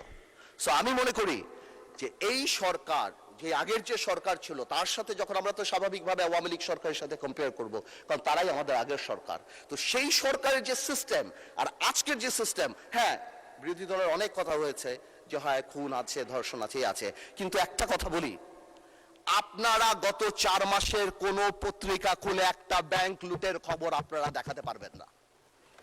গত 4 মাসে আপনারা কোন ধরনের পলিটিক্যালি প্যাট্রোনাইজ, আপনি যদি লাইব্রেরিতে যে শুধুমাত্র আওয়ামী লীগের প্রথম 6-7 মাসে দেখেন, অতদিনেই কিন্তু বেসিক ব্যাংক খাওয়া ওই বাচ্চু সাহেব আরম্ভ করে দিয়েছিল সেপ্টেম্বর মাসে। তো সুতরাং হ্যাঁ, বেনিফিট অফ দ্য ডাউট আমাদেরকে দেন ইনশাল্লাহ, যেহেতু আমাদের নিয়ত ভালো, যেহেতু আমরা একটা ওয়েলফেয়ার স্টেট করার চেষ্টা করছি, সেহেতু ইনশাল্লাহ আপনারা যদি সবাই একসাথে থাকেন, আমরা তো সবাই আওয়ামী লীগের সাথে যুদ্ধ করেই পর্যন্ত আসছি, let's not do politics with budget. আমরা বাজেটটাকে ন্যাশনাল ইস্যু বানিয়ে সবাই চেষ্টা করি যে সামনে আমরা কতদূর পর্যন্ত নিয়ে যেতে পারবো। মাননীয় স্পিকার, আমি আমার এলাকা নিয়ে কিছু কথা বলি, ভেরি ইম্পর্টেন্ট, ভোলা নিয়ে কথা বলা। মাননীয় স্পিকার, হাফিজ সাহেব থাকলে রিলেট করতে, উনি ভোলার মানুষ। মাননীয় স্পিকার, একটা বাড়ি, সরি হাফিজ সাহেবকে, সরি স্পিকার সাহেব, thank you, so sorry, I am so sorry, আমি শিওর আপনি চিনেন ওনাকে, বাট আমার বলাটা ভুল হয়েছে। Understand, we are member of parliament, thank you. আচ্ছা, আমি বলতে চাচ্ছিলাম একটা বাড়িতে যদি 3টা বাচ্চা কাচ্চা থাকে, বা 3জন বাচ্চা থাকে, 3জন সন্তান থাকে, আর একজন সন্তান যদি অঙ্কে ভালো হয়, বাবা মা তার জন্য একটা এক্সট্রা টিচার দেয়। তার মানে এই না বাবা মা অন্য কাউকে অপছন্দ করে, বাট ওই মেরিটটাকে সম্মান করে। মানে স্পিকার, আমার ভোলাতে 1.3 ট্রিলিয়ন কিউবিক মিটার গ্যাস আছে। আমাকে একটু অঙ্কের টিচারের মতো আলাদা করে দেখা উচিত, because I am intelligent and I have the capacity to become a doctor or engineer in future. আমি গ্যাসে পরিপূর্ণ, আপনি আমাকে ভ্যালু করেন। আজকে ভোলা ব্রিজ, আজকে আমি মন্ত্রীদের পিছে পিছে ঘুরি, কাউকে বলে আমাকে একটা এয়ারপোর্ট দেন, কাউকে বলে আমি একটা তেল দেয়, কাউকে বলি আমাকে একটু এয়ারপোর্ট করে দেন, আমাকে বিশ্ববিদ্যালয়, এবং আমার ভোলা ব্রিজ সেতু। অনেকেই এটা কনফিউশন যে এই বাজেটের মধ্যে কেন ভোলা বরিশাল সেতুর কথা আসলো না। আমি মনে হয় কয়েকবার আমার সেতু মন্ত্রী সাহেবকে ফোন করেছি, জানতে চেষ্টা করেছি, উনি আমাকে আশ্বস্ত করেছে ডিপিপি অনুমোদন হবে, তারপর G2G অথবা পিপি আদল হবে, বা এটা কবে হবে আমি জানতে চাচ্ছি। এয়ারপোর্ট আমি ভোলাবাসীর জন্য ঢাকা আসার জন্য চাচ্ছি না, বিকজ ওয়ান্স এই ইনফ্রাস্ট্রাকচার, যে নদী ভাঙানোর জন্য আমাদের আলী সাহেবের পিছে ঘুরি, মন্ত্রীদের আমার পিছে ঘোরা উচিত। I am sitting on gold mine, 1.3 trillion cubic metre, মন্ত্রীরা আমার পিছে পিছে ঘুরবে। পার্থ ভাই, ভোলার মানুষের ঘুম ভাঙবে হেলিকপ্টারের আওয়াজে, বিলিনিয়ার আসবে ভোলাতে। আমি ভোলাকে তো সেভাবে চাই, Bhola must be the workshop of Bangladesh, Bhola must be the Tamil Nadu of India, Bhola must be the Suzhou of China, Bhola মানুষ the Selangor of Penang of Malaysia. আপনারা ভোলাকে আলাদা, ভোলা ডেভেলপমেন্ট কমিটি করেন। আমার হাসপাতালের জন্য ভোলার জন্য ঘুরতে হচ্ছে, আমার একটা এয়ারপোর্ট তো সম্ভবই না, আমার বলে দিচ্ছে টাকা পয়সা নাই, এয়ার স্ট্রিপ যদি। আমি কেন চাচ্ছি, যাতে একটা বিদেশি যখন ইনভেস্ট করতে আসে তখন সেই ইনফ্রাস্ট্রাকচারের কথা জিজ্ঞেস করে। আমি ভোলা আর ঢাকায় আসার জন্য প্লেন চাই না, আমি এই জন্য চাচ্ছি তারা জিজ্ঞেস করে হসপিটালের কি অবস্থা, ইনফ্রাস্ট্রাকচারের অবস্থা, রাস্তাঘাটের কি অবস্থা, স্কুল কলেজের কি অবস্থা, সব ভোলা ব্রিজের কি অবস্থা। এই যে ভোলা ব্রিজ সেতু, আমাদের সেতুটা, এটা কবে হবে বাজেটে কেন না? আমি মাননীয় অর্থমন্ত্রীকে রিকোয়েস্ট করবো আপনি একটু ভেঙে বলে দিবেন যে কেন নাই, কি হতে পারে, কবে হতে পারে আপনার স্পিচ যখন হবে। তো এই পুরো জিনিসটা আমাদের মাথায় রাখতে হবে যে ভোলাকে আপনারা ইউজ করেন। Bhola could be the heart, Bhola could be the মানে heart of the economy of the country. আর এই কারণে আমাদের ইনফ্রাস্ট্রাকচার ডেভেলপমেন্ট অনেক দরকার। আমি মাননীয় প্রধানমন্ত্রীর দৃষ্টি আকর্ষণ করব যে ভোলা ডেভেলপমেন্ট কমিটি নামে একটা কমিটি যদি করে ভোলাকে আলাদা বরাদ্দ বা ভোলার আলাদা জিনিসগুলো, এবং আমাকে যদি, যেহেতু আমি সরকারের পার্ট না, আমি কোনো মন্ত্রী না বা আমার কোনো এক্সিকিউটিভ পাওয়ার নাই, আমাকে এরকম একটা অ্যাক্সেসিবিলিটি করে দেওয়া যাতে আমি আমার কাজগুলি খুব তাড়াতাড়ি বের করে নিয়ে আসতে পারি। মাননীয় স্পিকার, আমি আর বেশি সময় নেব না। আমি আবার সরকারকে এবং বিশেষ করে মাননীয় প্রধানমন্ত্রীকে ধন্যবাদ জানাই এবং আমি কংগ্রাচুলেট করি। এবং আমরা দেশবাসী এবং আমরা সবাই বসে আছি যে এই চুক্তির ডিটেইলসগুলি আমরা ইনশাল্লাহ কবে জানবো, যাতে করে আমরা ডিটেইলস আলাপ করতে পারবো। আপনাদের সবাইকে ধন্যবাদ। অসংখ্য ধন্যবাদ মাননীয় সদস্য। মাননীয় সদস্যবৃন্দ, সংসদের বৈঠক আসরের নামাজের জন্য 30 মিনিটের বিরতি দেওয়া হলো। আপনাদের সহযোগিতার জন্য অসংখ্য ধন্যবাদ।